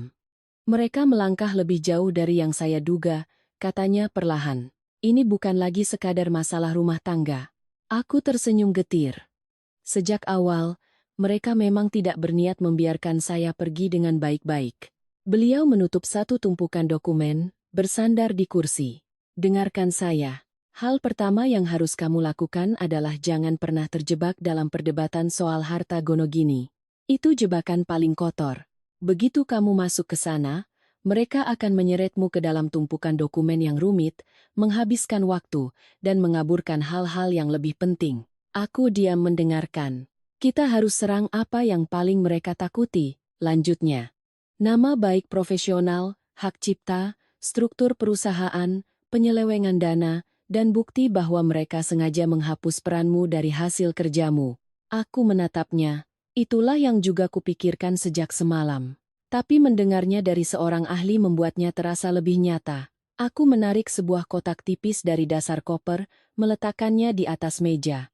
Di dalamnya ada satu set dokumen badan hukum cadangan yang telah kusiapkan diam-diam selama hampir setahun. Pak Hardiman melihat nama perusahaan itu, lalu menatapku. Kapan kamu menyiapkan ini? Sejak saya mulai merasa ada yang tidak beres, jawabku. Awalnya hanya untuk berjaga-jaga. Lama-lama saya teruskan. Selain badan hukum baru, aku juga punya daftar beberapa rekan kerja inti yang masih percaya pada kemampuanku, basis data yang kusalin terpisah, dan beberapa kontak teknis yang bisa diaktifkan jika perlu. Aku tak pernah menceritakan ini pada Baskara. Bukan karena aku punya niat buruk sejak awal, tapi karena setelah lama bekerja di bidang ini, aku paham satu prinsip sederhana. Sebuah bangunan bisa roboh karena satu tiang yang lapuk. Seorang arsitek yang tidak menyiapkan jalur evakuasi untuk dirinya sendiri adalah arsitek yang bodoh. Pak Hardiman menatapku cukup lama, lalu berkata pelan, "Untunglah kamu tidak lagi naif." Aku menunduk, mengelus ujung dokumen. Bukan saya tidak lagi percaya orang, Pak. Saya hanya berhenti percaya secara buta. Malam itu, kami berdua memeriksa dokumen hingga menjelang pagi. Di luar, angin malam membuat dedaunan berdesir. Di dalam rumah yang sunyi itu, kepingan-kepingan kebenaran tersusun menjadi sebuah gambaran yang utuh. Aku bukan lagi perempuan yang baru saja diusir dari rumah suaminya. Aku adalah seseorang yang sedang duduk di tengah-tengah bagian hidupku yang sebenarnya, memegang bukti bahwa selama bertahun-tahun aku telah hidup menumpang di atas hasil kerjaku sendiri. Dan untuk pertama kalinya setelah sekian lama, aku merasa hatiku tidak lagi hanya diisi oleh kesedihan. Ada sesuatu yang lain sedang tumbuh di dalamnya. Sesuatu yang dingin, kokoh, dan cukup kuat untuk melawan satu keluarga yang pernah menganggapku sebagai bayangan. Keesokan paginya, aku bangun sangat awal. Langit masih pucat. Udara Jakarta terasa sejuk. Pengurus rumah tangga membawakanku secangkir teh hangat. Aku hanya menyesapnya sedikit, lalu meletakkannya kembali. Semalam aku nyaris tidak tidur, tapi kepalaku terasa begitu jernih. Ketika seseorang sudah melihat dengan jelas di mana ia dipojokkan, ia tidak lagi bingung. Yang tersisa hanyalah bagaimana melangkah agar tidak tergelincir. Aku memilih satu setelan kerja berwarna krem, rambutku kusanggul rapi. Aku membawa tas kulit berisi dokumen yang sudah dibagi menjadi beberapa kelompok. Pak Hardiman duduk di kursi penumpang, di tangannya ada ringkasan hukum yang baru saja ia periksa ulang. Mobil melaju melewati jalanan yang mulai ramai. Suara klakson, pedagang asongan, suara kota yang terbangun. Semuanya terdengar, tapi hatiku tetap tenang. Mungkin setelah semalam semua ilusi dikupas habis, tidak ada lagi yang kutakuti selain ketidakjelasan. Tujuan kami adalah kantor pusat Mahardika Property. Pengembang dari proyek resor mewah yang desain utamanya dipegang oleh Citra Karsa Desain. Pak Suryo Prawiro, direktur utamanya, terkenal sangat teliti. Semua orang di industri ini tahu beliau tidak mudah percaya pada omongan. Justru itu cocok untukku. Aku juga tidak butuh orang untuk percaya padaku hanya karena simpati. Ruang rapat di lantai 16 terasa dingin dan luas. Meja kayu panjangnya mengilap. Di luar jendela kaca, kota Jakarta tampak seperti sebuah maket raksasa. Pak Suryo masuk 2 menit setelah kami, mengenakan kemeja putih dan dasi gelap, wajahnya tegas. Ia menjabat tangan kami singkat, duduk, lalu menatapku dengan sorot mata lurus. Pak Hardiman bilang Anda punya urusan mendesak terkait proyek. Aku mengangguk. Betul, Pak. Tapi sebelum mulai, saya ingin memperjelas satu hal. Hari ini saya datang bukan untuk curhat masalah rumah tangga. Alisnya sedikit terangkat. Mungkin ia tidak menyangka aku akan mengatakan itu lebih dulu. Bagus, jawabnya. Saya juga tidak punya waktu untuk itu. Aku membuka tasku, meletakkan 3 tumpukan dokumen di hadapannya. Tumpukan pertama berisi sketsa asli dan riwayat pengembangan ide.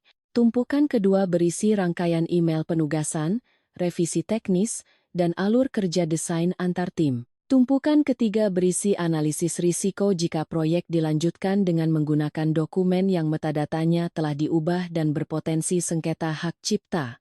Saya hanya akan bicara soal pekerjaan. Kataku perlahan. Proyek ini memiliki komponen-komponen inti yang saya bangun langsung sejak tahap konsep. Jika Bapak periksa dengan teliti, Bapak akan melihat bahwa skema tata fungsi, sirkulasi udara, penanganan cahaya alami, dan logika operasional resort ini mengikuti satu bahasa desain yang sama. Saya punya dokumen aslinya, riwayat penyimpanannya, dan seluruh jejak perubahannya. Pak Suryo tidak langsung menjawab. Ia membuka tumpukan pertama, membolak-balik halamannya. Semakin ia membaca, wajahnya yang tadi datar mulai menunjukkan perubahan. Aku tidak menceritakan bagaimana aku diperlakukan di rumah, tidak pula menyebut Baskara selingkuh. Aku hanya menunjuk setiap detail teknis dalam desain yang sedang digunakan. Area kolam utama dan klaster villa di sisi timur hanya akan berfungsi optimal jika koordinatornya memahami ide awal dengan tepat. Jika saya disingkirkan sepenuhnya, tim yang ada sekarang akan bekerja dengan salinan yang tidak lagi memiliki kedalaman data. Risikonya bukan soal siapa yang malu. Risikonya ada pada kualitas dan tanggung jawab hukum proyek ini. Ia mengangkat wajah. Maksud Anda, Citra Karsa tidak mampu melanjutkannya tanpa Anda? Aku tidak menjawab dengan nada persaingan. Saya bicara dari sudut pandang orang yang bertanggung jawab atas gambar yang saya buat. Siapapun yang benar-benar bekerja di bidang ini akan tahu perbedaannya. Pak Hardiman mendorong satu tumpukan analisis hukum ke arahnya.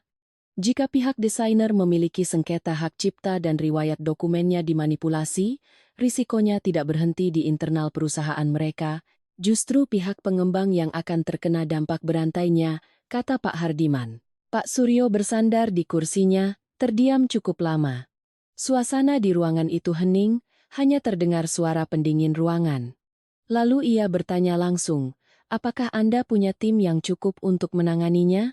Atau ini hanya gertakan seorang istri yang sedang marah?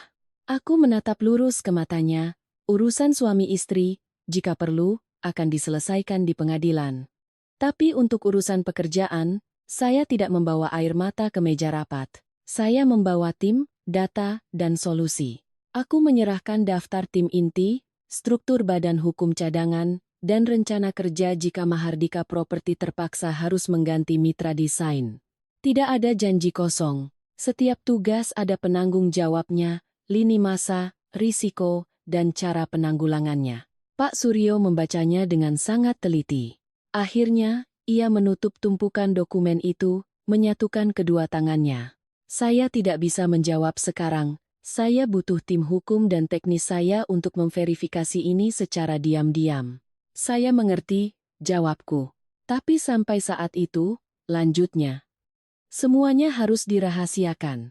Saya tidak mau proyek ini menjadi medan perang siapapun, saya pun tidak, kataku. Pertemuan berakhir setelah lebih dari 1 jam. Saat aku berdiri, ia tidak menjanjikan apapun. Tapi tatapan matanya saat kami berjabat tangan sudah berbeda. Bukan lagi tatapan pada seorang perempuan yang datang mengadu, melainkan tatapan seseorang yang terpaksa harus meninjau ulang seluruh gambaran besar karena di hadapannya ada orang yang memahami pekerjaannya sampai ke akar-akarnya. Saat tiba di mobil, Ponselku bergetar terus-menerus. Departemen IT perusahaan baru saja mencabut semua hak akses sistemku. Kartu akses kantorku juga diblokir. Aku menatap layar beberapa detik, lalu mematikannya. Tidak kaget, tidak pula marah. Orang yang rahasianya terancam biasanya bereaksi sama, buru-buru menutup pintu, menghapus jejak, memotong jalan. Hanya saja, memotong hak akses tidak sama dengan memotong kebenaran. Aku duduk tegak, menatap lalu lintas di luar jendela, dan merasa untuk pertama kalinya setelah bertahun-tahun, aku tidak lagi berjalan di dalam hidup orang lain. Sore itu juga, setelah aku meninggalkan kantor Mahardika Property, teleponku mulai berdering tanpa henti. Yang pertama menelepon bukan Baskara, melainkan seorang bibi dari pihak ayahnya. Suaranya terdengar cemas.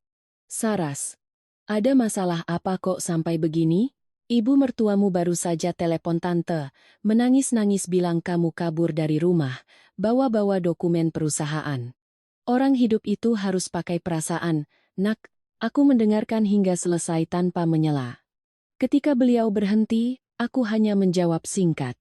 "Masalah ini biar Saras yang tanggung jawab, tante tidak usah khawatir." Aku menutup telepon. Belum 5 menit, seorang paman menelepon. Lalu seorang ipar jauh mengirim pesan menyindir. Isinya kurang lebih sama. "Aku tidak tahu berterima kasih, sudah dibantu keluarga suami tapi sekarang malah berbalik menyerang, perempuan itu dinilai dari perilakunya. Kalau ada masalah, selesaikan di dalam. Jangan bikin keributan sampai jadi tontonan orang." Aku meletakkan ponselku dengan layar menghadap ke bawah. Ternyata Ibu Ratih sudah melangkah lebih dulu. Beliau tidak menunggu diserang. Beliau sudah menciptakan sebuah peran untukku. Peran perempuan yang tak tahu diuntung. Menjelang malam, aku membuka email pribadiku dan menemukan beberapa email internal perusahaan yang sudah diteruskan. Di dalamnya ada tangkapan layar dari grup obrolan karyawan, di mana beberapa orang bergosip bahwa Mbak Saras bawa lari dokumen, jangan-jangan mau merebut klien. "Kasihan Pak Baskara." Kalimat-kalimat itu dilontarkan dengan hati-hati, tidak memfitnah secara terang-terangan, tapi cukup untuk menggiring opini. Aku membacanya tanpa merasa aneh. Orang seperti Baskara, ketika citranya terancam, pasti akan memilih untuk melemparkan kesalahan pada orang lain. Hanya saja, aku tidak menyangka ia akan melakukannya secepat ini.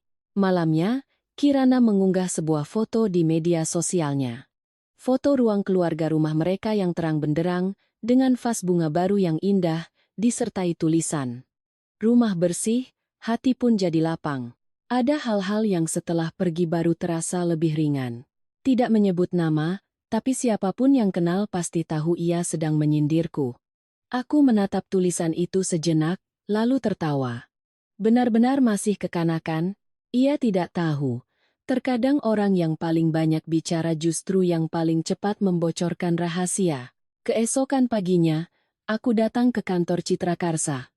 Bukan untuk bertengkar, bukan pula untuk meminta kembali. Aku perlu mengambil beberapa dokumen fisik yang masih ada di lemari kerjaku.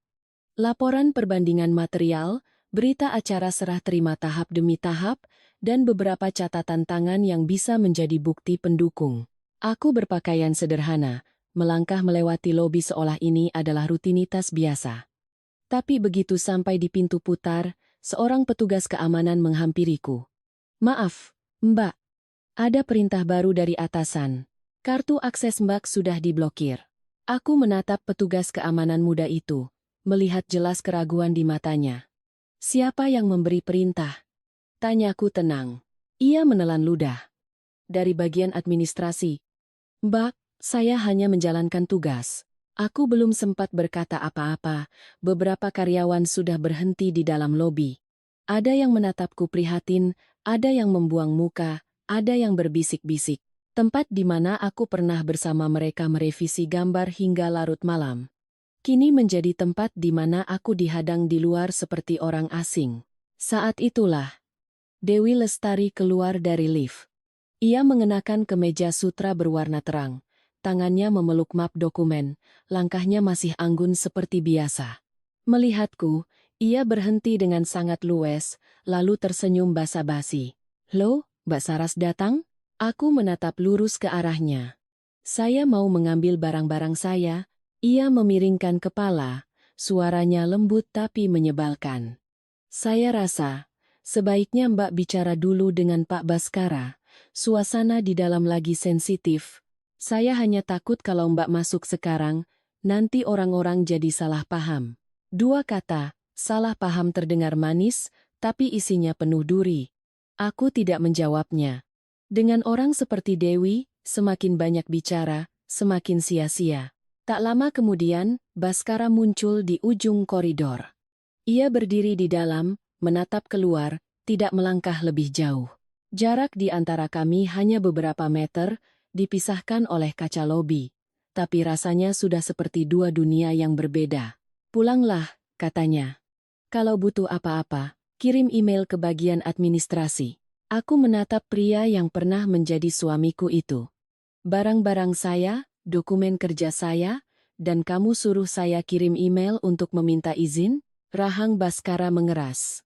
Jangan membuat keributan. Aku melihat sekeliling lobi.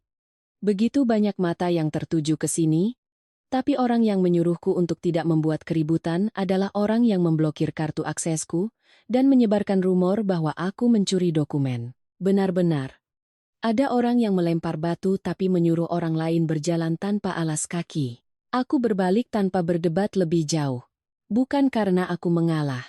Aku hanya tidak ingin memberi mereka apa yang mereka tunggu, sebuah ledakan amarah yang bisa mereka jadikan bukti bahwa aku adalah perempuan yang tidak bisa mengendalikan diri.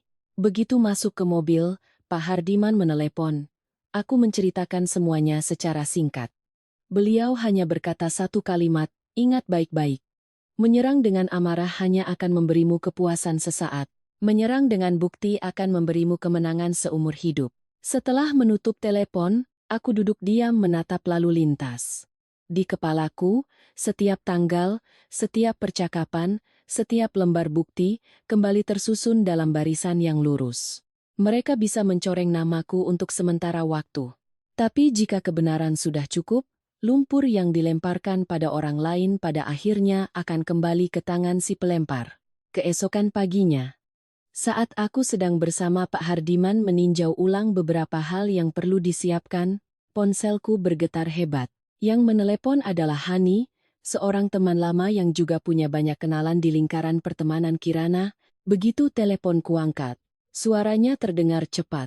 Saras, cepat lihat pesan yang aku kirim. Sekarang. Aku membuka aplikasi pesan. Hani baru saja mengirimkan 3 tangkapan layar dan sebuah video pendek. Begitu melihatnya, jantungku serasa berhenti berdetak. Itu adalah potongan story yang diunggah Kirana lalu dihapus dengan cepat, tapi seseorang berhasil menyimpannya. Gambar itu diambil di sebuah ruang pribadi yang mewah. Lampu temaram, meja penuh dengan minuman dan makanan ringan. Di tengah, Baskara duduk sangat dekat dengan Dewi. Bukan dekat sebagai rekan kerja, tapi kedekatan yang membuat siapapun paham, tidak ada lagi batasan profesional di antara mereka. Aku memutar video itu. Gambarnya sedikit goyang. Terdengar suara tawa Kirana, tawa khas orang yang sedang pamer. Lalu kamera beralih ke meja lain. Baskara sedang membisikkan sesuatu pada Dewi, dan Dewi tertawa manja. Tapi yang membuatku merinding bukanlah mereka berdua, melainkan suara Ibu Ratih yang terdengar sangat jelas dari latar belakang.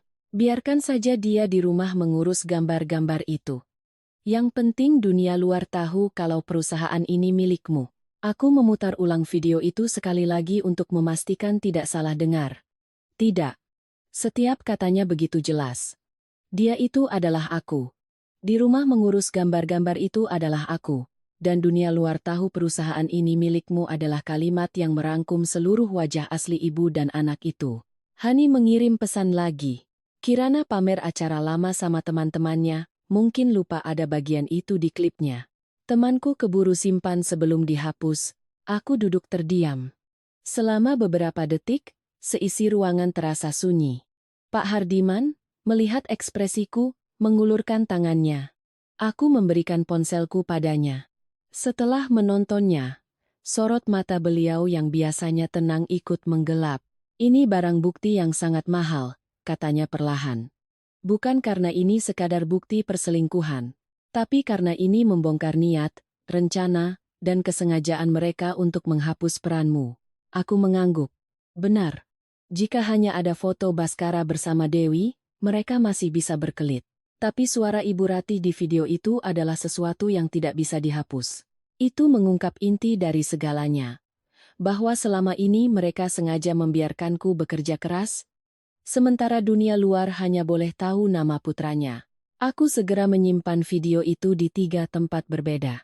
Satu salinan kukirim ke email pribadi Pak Hardiman, satu kusalin ke hard disk, dan satu lagi kucetak lengkap dengan waktu penerimaannya. Selesai, barulah aku bisa bernapas lega. Hidup ini memang terkadang seperti lelucon. Keluarga Wijaya merencanakan segalanya, menyembunyikannya berlapis-lapis. Tapi akhirnya terbongkar karena seorang anak yang hidup dari ponsel dan jumlah penonton. Siangnya, kabar lain datang. Tim hukum Mahardika Property telah menyelesaikan verifikasi awal mereka. Pak Suryo, tim hukum Mahardika Property telah menyelesaikan final. Aku membaca pesan itu tanpa terlalu gembira. Orang yang sudah berpengalaman akan tahu, dari hampir berhasil ke berhasil masih ada jurang yang dalam. Tapi setidaknya, roda itu sudah mulai berputar ke arah yang tidak lagi menguntungkan Baskara. Sorenya, aku menerima kabar dari Mas Budi, salah satu staf teknis senior. Suaranya terdengar rendah di telepon. Mbak, di kantor lagi kacau. Pihak Mahardika tanya macam-macam, Pak Baskara marah-marah terus. Mbak Dewi juga sibuk bolak-balik. Mereka lagi coba kumpulkan dokumen. Dokumen apa? Tanyaku singkat. Dokumen asli, Mbak. Yang versi awal. Tapi jujur, banyak hal yang cuma Mbak yang tahu detailnya. Aku tidak bertanya lebih jauh. Aku hanya berterima kasih, lalu menutup telepon. Kalimat itu sudah cukup untuk membuatku paham bahwa Citra Karsa sudah mulai menunjukkan kekosongannya.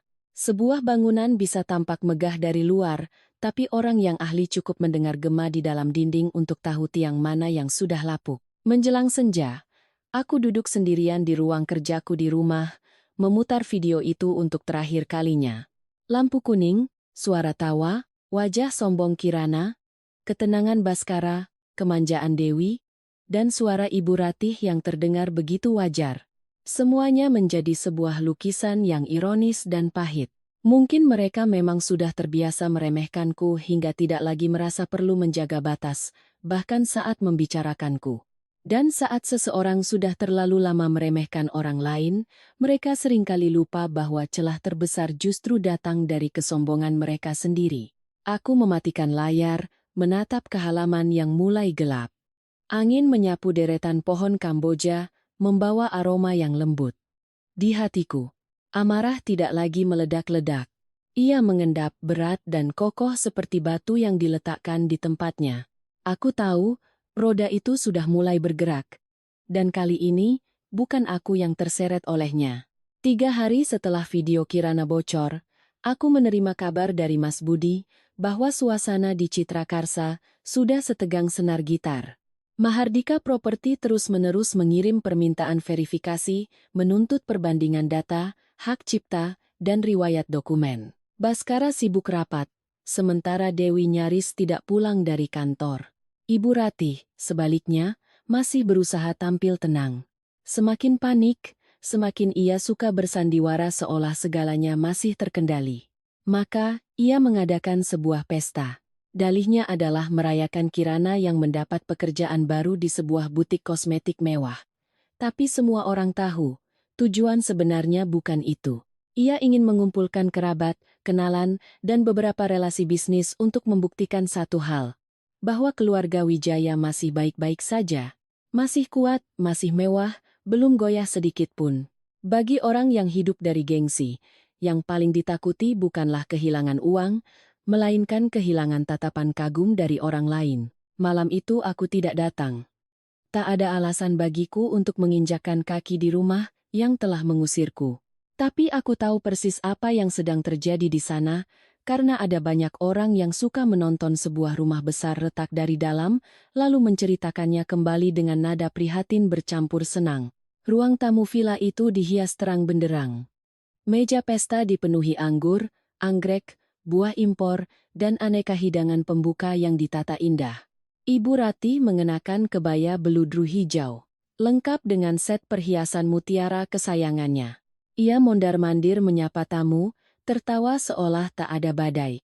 Siapapun yang bertanya soal perusahaan, ia akan menjawab singkat, namanya juga bisnis besar, pasti ada saja yang iri. Tapi pohon yang lurus tidak takut angin kencang. Orang lain mungkin mendengarnya sebagai pernyataan tegas. Aku yang diceritakan ulang hanya merasa getir. Pohon yang benar-benar lurus tidak perlu mengadakan pesta untuk membela diri. Kirana malam itu mengenakan gaun merah anggur, riasannya tebal, menenteng tas yang dulu ia rengekkan. Ia tertawa terus-menerus, berfoto dengan teman-temannya, berusaha tampil ceria. Dewi juga hadir, dengan dalih sebagai perwakilan humas perusahaan. Ia sangat pandai menempatkan diri, berdiri sedikit di belakang Baskara, tidak terlalu dekat agar tidak dicurigai, tapi juga tidak terlalu jauh. Baskara sendiri, menurut saksi mata, masih tampak rapi. Setelan jas gelap, rambut klimis, postur pria sukses yang biasa. Hanya saja, sorot matanya sudah mulai menunjukkan kelelahan dan kegelisahan. Orang luar tidak akan sadar. Tapi aku yang pernah hidup bersamanya, cukup mendengar satu kalimat untuk bisa membayangkan betapa kerasnya ia sedang menahan diri. Pesta baru saja ramai. Suara denting gelas belum berhenti ketika asisten Baskara berlari tergopoh-gopoh dari pintu samping, wajahnya pucat pasi. Ia membisikkan sesuatu ke telinga Baskara. Hanya dalam beberapa detik, raut muka suamiku berubah total. "Kamu yakin?" tanyanya. Asisten itu menelan ludah. "Iya, Pak. Surat resminya baru saja masuk ke email perusahaan. Mahardika Property memutuskan hubungan kerja sama desain, efektif sejak tahap verifikasi ini. Mereka juga menangguhkan seluruh pembayaran terkait dokumen yang sedang bersengketa." Orang-orang yang berdiri di dekatnya mulai mendengar desas-desus.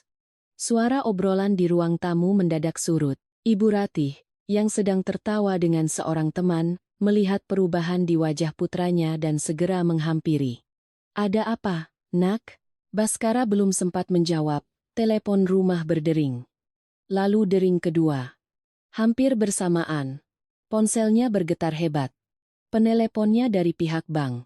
Mereka menginformasikan penangguhan pencairan dana tahap berikutnya untuk proyek terkait, sekaligus meminta Citra Karsa untuk memberikan penjelasan ulang mengenai syarat kredit karena mitra utamanya sedang mengalami masalah hukum dan operasional. Dengan kata lain, aliran dana mulai dibekukan. Belum selesai, seorang pemasok material menelepon, menanyakan soal pembayaran. Lalu kontraktor interior menelepon. Kemudian seorang kreditur jangka pendek. Runtuhnya sebuah kerajaan tidak terjadi karena satu pukulan, melainkan karena saat satu mata rantai putus, yang lain akan bergetar serentak. Para tamu mulai berubah sikap. Orang yang tadi tertawa paling keras kini mundur perlahan. Seorang paman yang baru saja mengangkat gelasnya langsung meletakkannya kembali, berdeham, lalu pamit dengan alasan ada urusan mendadak. Seorang bibi yang baru saja pamer akan meminta Citra Karsa merenovasi rumah anaknya, buru-buru mengambil tas dan pulang lebih awal. Benar, saat senang semua mendekat, saat susah semua mencari jalan keluar, Ibu Ratih masih tidak percaya. Beliau menarik lengan putranya, suaranya mulai bergetar. "Bisa diselamatkan, kan, Nak? Ini pasti cuma salah paham." Baskara mencoba menelepon beberapa kenalan, dari mitra lama, orang bank, hingga relasi yang dulu sering membantunya. Tapi tak ada yang mengangkat, atau hanya menjawab seadanya lalu menghindar. Sementara itu, Dewi berdiri di sampingnya, wajahnya pucat.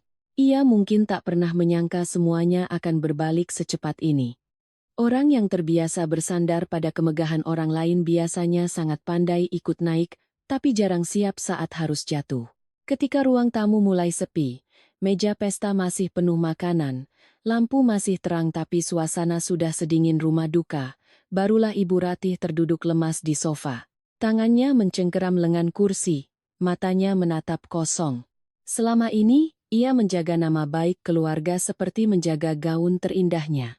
Malam itu, gaun itu sobek di tengah keramaian, tak bisa lagi dijahit kembali. Aku mendengar semua cerita itu saat sedang duduk di meja kerjaku, di hadapan setumpuk dokumen untuk langkah berikutnya. Aku tidak merasa puas. Aku hanya terdiam beberapa detik. Mungkin karena aku terlalu paham apa yang baru saja terjadi.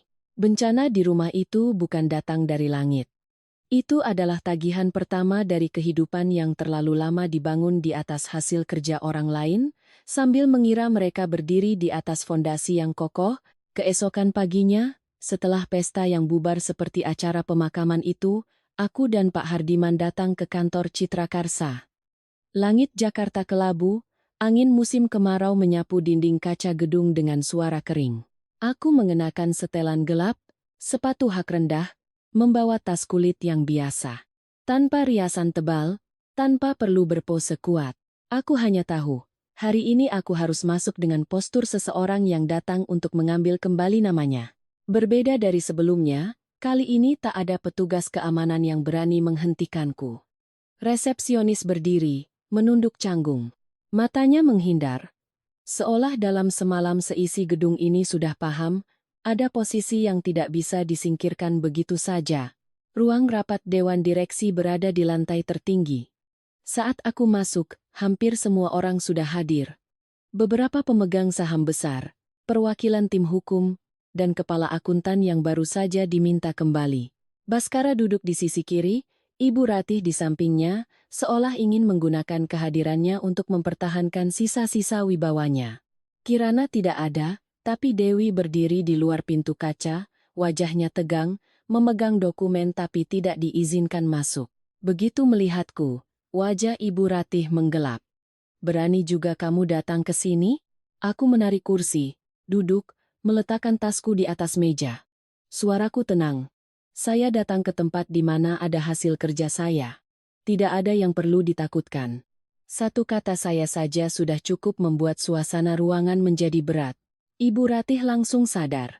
Selama ini aku selalu memanggilnya ibu, dan seberapapun ditindas, aku tetap menggunakan panggilan Saras. Tapi hari ini, saat aku tidak lagi menggunakan sapaan itu, artinya selubung keluarga yang selalu ia gunakan untuk menutupi segalanya telah kurobek sendiri. Baskara menatapku, campuran antara lelah dan marah. "Mau sampai kapan kamu membuat keributan ini?" Aku menoleh padanya. "Seharusnya kamu bertanya pada dirimu sendiri, sampai sejauh mana kamu sudah melangkah." Pak Hardiman membuka mapnya, menyajikan setumpuk dokumen tebal yang sudah ditandai dengan pembatas warna-warni. Suaranya datar. "Hari ini, saya mewakili Ibu Saraswati Putri untuk menyampaikan dua kelompok masalah.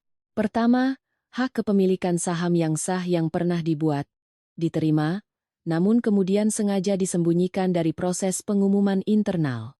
Kedua, rangkaian dokumen yang membuktikan bahwa Ibu Saraswati memegang peran teknis inti dalam banyak proyek kunci perusahaan. Beliau mendorong salinan akta pengalihan saham yang pernah ditandatangani Baskara ke arah para pemegang saham. Bukan hanya ada tanda tangan Baskara, tapi juga stempel penerimaan dari tim hukum, email internal yang mengonfirmasi pembaruan di buku catatan, bahkan tulisan tangan seorang staf administrasi dari 4 tahun lalu. Semuanya cukup untuk membuktikan bahwa transaksi itu bukanlah iseng belaka.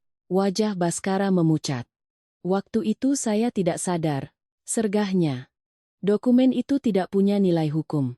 Pak Hardiman mengangkat wajah, menatap lurus. "Jika tidak punya nilai, mengapa tim hukum perusahaan menerimanya? Mengapa ada pembaruan di buku catatan internal? Dan mengapa setelah itu ditarik dari proses pengumuman tanpa ada berita acara pembatalan yang sah?" Baskara terdiam. Ibu Ratih berdiri, suaranya sumbang. "Dia itu istrinya? Suami memberi apapun pada istri itu urusan rumah tangga, kenapa dibawa-bawa ke sini?" Aku menatapnya, untuk pertama kalinya menjawab tanpa sisa rasa hormat.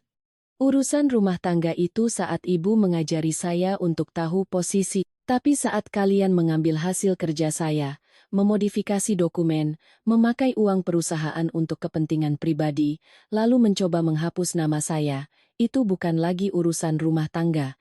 Wajah Ibu Ratih kaku. Sesi ruangan hening. Seorang pemegang saham tua di ujung meja berdeham, membolak-balik dokumen dengan ekspresi yang tidak lagi acuh tak acuh. Aku membuka tumpukan dokumen kedua.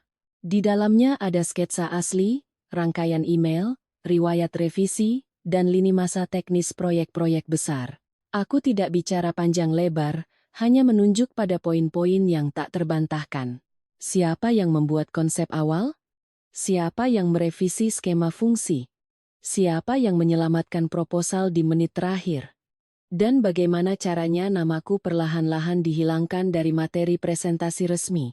Seorang pemegang saham bertanya langsung. Jika memang begitu, mengapa Anda tidak bersuara lebih awal? Karena saya pernah berpikir bahwa suami istri itu berjalan bersama, jawabku. Saya mengalah karena percaya. Tapi mengalah sampai dihapus bersih, itu bukan lagi pengorbanan. Itu kebodohan. Begitu kalimat itu selesai, beberapa orang di ruangan itu saling berpandangan. Tak ada yang tertawa, tapi aku tahu mereka paham. Orang bisa menerima seorang perempuan mundur demi keluarga. Tapi ketika semua bukti menunjukkan bahwa sikap mundurnya itu dijadikan alat untuk merampas hasil kerja, ceritanya sudah berbeda. Rapat berlangsung hampir 2 jam. Pada akhirnya, setelah melihat semua bukti dan mendengar tim hukum mengonfirmasi tingkat risikonya, Dewan Direksi terpaksa melakukan pemungutan suara untuk menonaktifkan sementara wewenang Baskara demi penyelidikan internal. Ibu Ratih juga dicabut dari perannya sebagai penentu kebijakan informal. Audit menyeluruh disetujui saat itu juga. Ketika keputusan dibacakan, Baskara duduk diam seperti orang yang tenaganya terkuras habis. Ibu Ratih menatapku dengan sorot mata penuh kebencian dan ketakutan. Seolah untuk pertama kalinya dalam hidupnya, ia sadar bahwa menantu yang dulu hanya diam menunduk itu tidak lagi berdiri di tempat yang sama. Aku menutup mapku, berdiri. Saat itu, aku tidak merasa menang. Aku hanya merasa hatiku sangat damai. Ada utang harga diri yang ketika berhasil ditagih, orang tidak perlu bersorak, cukup dengan tahu bahwa mulai hari ini, tidak akan ada lagi yang salah menyebut namaku di dalam bagian hidup yang telah kubangun dengan susah payah. Setelah rapat Dewan Direksi itu, Citra Karsa bukan lagi panggung di mana Ibu Ratih dan Baskara bisa berbuat sesuka hati. Tim audit internal langsung bekerja. Laporan keuangan diperiksa baris demi baris, folder data dikunci untuk perbandingan. Kontrak-kontrak lama dibuka kembali, setiap stempel dan catatan diperiksa. Ketika mesin hukum sudah berputar, hal-hal yang selama ini disembunyikan di bawah meja mulai terungkap dengan cara yang tak bisa dihentikan. 3 hari pertama, pihak Baskara masih mencoba melawan. Ia mengirimkan penjelasan dengan berbagai alasan. Biaya representasi diperlukan untuk menjaga hubungan klien, staf salah memasukkan kode, metadata yang berubah hanya kesalahan teknis. Tapi semakin ia mencoba mengurai benang kusut, semakin ia terjerat. Satu kebohongan butuh 10 kebohongan lain untuk menopangnya. Sampai pada satu titik, si pembohong lupa apa saja yang sudah ia rekayasa, pengeluaran untuk Dewi terungkap semakin jelas. Bukan hanya tas, makan malam, dan biaya hotel, tapi juga faktur hadiah pribadi yang ditulis sebagai ucapan terima kasih untuk mitra. Beberapa perjalanan pribadi dimasukkan ke dalam biaya survei, dan sebuah agensi komunikasi bayangan ditemukan menerima pembayaran berputar-putar lalu menariknya secara tunai. Lebih buruk lagi, banyak file teknis yang dimodifikasi secara sistematis. Ini bukan lagi soal salah klaim satu kali. Pada hari keempat, orang yang membuka simpul terbesar justru adalah Pak Tino, kepala akuntan yang sempat menghilang. Ia datang ke kantor Pak Hardiman dengan penampilan kuyu, mata cekung, tangannya memegang sebuah USB hitam yang sudah usang. Saya melarikan diri karena takut, katanya dengan suara serak. Tapi lari pun tidak akan menyelesaikan masalah. Kalau saya tidak bicara, nanti semua kesalahan dilimpahkan pada saya. Di dalam USB itu ada salinan laporan pengeluaran internal, riwayat perubahan pembukuan, email-email berisi perintah lisan yang ia catat, dan pindaian faktur-faktur asli sebelum dilegalkan. Pak Tino bahkan dengan hati-hati menulis tanggal di beberapa catatan, takut suatu saat semuanya dihapus dari sistem. Aku menatap angka-angka dingin itu dan tiba-tiba merasa bahwa keadilan memang terkadang datang sangat lambat. Tapi sekali ia mengetuk pintu, ketukannya sangat mantap. Dewi juga mulai mengubah narasi. Ia tidak lagi bersikap lembut. Melalui pengacaranya, ia mengirimkan pernyataan yang isinya mencoba melepaskan diri dari keputusan-keputusan finansial. Ia mengaku hanya menjalankan perintah atasan dan hubungannya dengan Baskara bersifat pribadi, tidak ikut campur dalam urusan hak cipta atau teknis perusahaan. Membacanya, aku hanya bisa menghela napas. Orang yang oportunis memang selalu cepat mencari baju baru saat kapal yang lama mulai karam. Kirana nyaris hancur, seperti anak kecil yang baru pertama kali merasakan dinginnya dunia. Ia meneleponku sekali, suaranya bergetar antara marah dan putus asa. "Mbak melakukan ini, muka keluarga kami mau ditaruh di mana?" Aku menjawab dengan sangat pelan. "Saat kalian ramai-ramai mengusirku dari rumah, apa kalian memikirkan mukaku?" Ujung telepon hening. Tak lama kemudian, panggilan terputus. Ada pelajaran yang 100 nasihat pun tidak akan mempan. Hanya saat hidup menampar dengan keras, barulah orang tahu apa itu batas. Menjelang akhir pekan, Ibu Ratih jatuh sakit. Bukan pura-pura. Tekanan darah tingginya kambuh di rumah, harus dilarikan ke rumah sakit tengah malam. Orang yang terbiasa menunjuk, membentak, dan mengatur orang lain itu kini terbaring di ranjang rumah sakit, wajahnya pucat, bibirnya kering, tangannya yang kurus mencengkeram ujung selimut. Aku mendengar kabar itu dari Pak Hardiman. Aku terdiam lama, lalu berkata, "Saya akan ke sana." "Kamu yakin?" tanya beliau. "Sudah sampai di titik ini, Pak. Saya datang bukan untuk mengasihani, saya datang untuk mengakhiri." Sore berikutnya, aku membawa 2 map dokumen ke rumah sakit. Satu bersampul merah, satu bersampul biru. Baskara duduk di luar koridor. Janggutnya mulai tumbuh, kemejanya kusut, matanya merah karena kurang tidur. Melihatnya, aku teringat pria yang dulu berdiri gagah di bawah sorotan lampu panggung. Baru beberapa minggu, tapi rasanya seperti seumur hidup. Di dalam kamar, Ibu Ratih bersandar di bantal. Melihatku, bibirnya terkatup rapat. Keangkuhannya sudah hilang, tapi sorot matanya masih menyimpan keras kepala orang yang belum mau menerima kekalahan. Aku meletakkan 2 map itu di atas meja. "Map merah ini," kataku, "berisi semua bukti untuk membawa masalah ini lebih jauh. Map biru ini adalah kesepakatan akhir." Baskara mengangkat wajahnya menatapku. Aku melanjutkan, setiap kataku ucapkan dengan jelas. "Jika kalian menandatangani map biru, kalian menyerahkan seluruh sisa saham yang terkait dengan pelanggaran, mengembalikan aset yang berasal dari penyelewengan dana perusahaan, menghentikan semua sengketa desain, dan mundur total dari manajemen. Sebagai gantinya, saya tidak akan mendorong kasus ini ke ranah pidana." Ibu Ratih mencoba bangkit, suaranya sumbang. "Kamu jangan keterlaluan." Aku menatapnya dengan tenang. "Tidak. Kalian yang sudah keterlaluan lebih dulu." Baskara menunduk sangat lama, lalu bertanya dengan suara kering. "Kamu harus melakukan ini sampai sejauh ini?" Aku berdiri tegak, hatiku tidak lagi bergetar. "Jika kamu berhenti saat cinta kita habis, aku masih bisa menganggapnya takdir. Tapi kamu mengambil hasil kerjaku, menghapus namaku, memakai uang perusahaan untuk hubungan di luar, lalu bersiap membuangku dengan tangan kosong. Keadaan hari ini bukanlah karena aku kejam, tapi karena apa yang kalian tanam, itulah yang kalian tuai sekarang." Di luar jendela rumah sakit, sinar matahari sore jatuh miring di dinding putih. Di dalam ruangan berbau antiseptik itu, tak ada lagi yang bicara. Akhirnya, Baskara mengambil pulpen, tangannya sedikit gemetar. Seseorang menandatangani selembar kertas, seseorang yang lain menandatangani konsekuensi. Tapi pada akhirnya, keduanya menandatangani apa yang telah mereka pilih sejak lama. Setelah sore di rumah sakit itu, segalanya berjalan lebih cepat dari yang kuduga. Kesepakatan bersampul biru itu menjadi sayatan terakhir yang memisahkan bagian yang busuk dari apa yang masih bisa diselamatkan. Citra Karsa Desain memasuki tahap restrukturisasi. Bagian yang bersih orang-orang yang benar-benar bekerja dan ingin hidup dari keahliannya perlahan-lahan dipindahkan ke badan hukum baru yang kunaungi.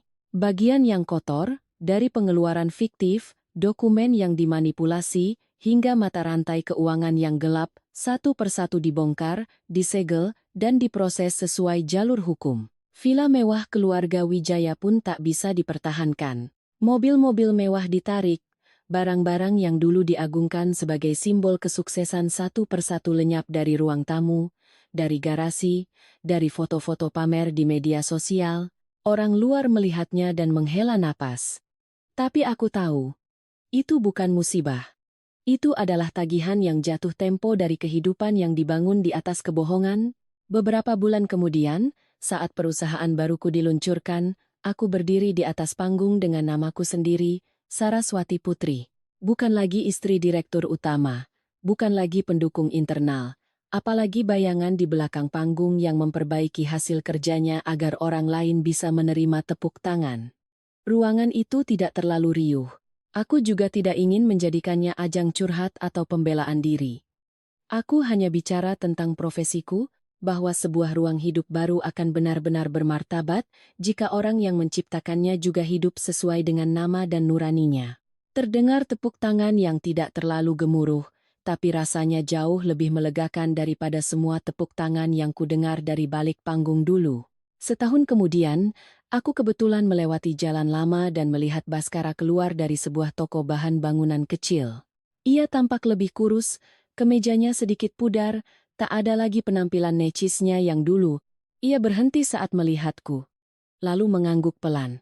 Aku membalas anggukannya. Itu saja. Di antara kami tidak ada lagi dendam untuk diteriakkan, tidak pula ada cinta untuk dipertahankan. Ada hubungan yang saat hancur sampai ke akar-akarnya, yang tersisa hanyalah keheningan. Ibu Ratih kondisinya menurun drastis. Penyakit lama disambung penyakit baru. Tubuhnya kurus, suaranya tak lagi punya kekuatan yang dulu bisa membuat seisi rumah tunduk. Sebelum meninggal, beliau meminta bertemu denganku. Aku datang. Beliau menggenggam tanganku, air mata mengalir dari sudut matanya yang keriput. Ia meminta maaf, bercampur dengan kekhawatiran akan nasib kedua anaknya. Aku mendengarkan semuanya tanpa menyalahkan lagi. Aku hanya berkata, mulai sekarang, setiap orang harus berjalan dengan kakinya sendiri. Aku bisa menghentikan permusuhan, tapi aku tidak punya kewajiban untuk menjadi pelampung yang bisa mereka pegang selamanya. Aku tetap meninggalkan sejumlah dana bantuan yang cukup untuk biaya pemakamannya dan membantu mencarikan Baskara pekerjaan yang layak sesuai kemampuannya. Itu bukan karena aku memaafkan apa yang telah mereka lakukan. Aku hanya tidak ingin sisa hidupku masih terikat oleh dendam masa lalu. Melepaskan terkadang bukan karena orang lain layak dimaafkan, tapi karena diri kita sendiri layak merasa ringan. 2 tahun kemudian, perusahaanku sudah berdiri kokoh. Di sebuah pameran arsitektur, aku bertemu kembali dengan Gilang, seorang teman lama semasa kuliah, yang kini bekerja di bidang investasi. Ia tidak masuk ke dalam hidupku seperti pahlawan penyelamat. Ia hanya hadir dengan tenang, sopan, dan menatapku dengan sorot mata orang dewasa yang menghargai luka-luka masa lalu orang lain. Kami menjalin hubungan perlahan, menikah dengan sederhana, dan dikaruniai seorang putra yang tampan. Sore itu, di penghujung musim kemarau, aku duduk di teras menatap Gilang yang sedang membantu putra kami belajar naik sepeda. Anakku mengayuh beberapa kali dengan goyah, lalu berhasil menjaga keseimbangannya. Ia menoleh ke arahku, tersenyum begitu cerah hingga menerangi seluruh sudut taman. Sinar matahari sore menyapu pundak ayah dan anak itu dengan warna keemasan yang lembut.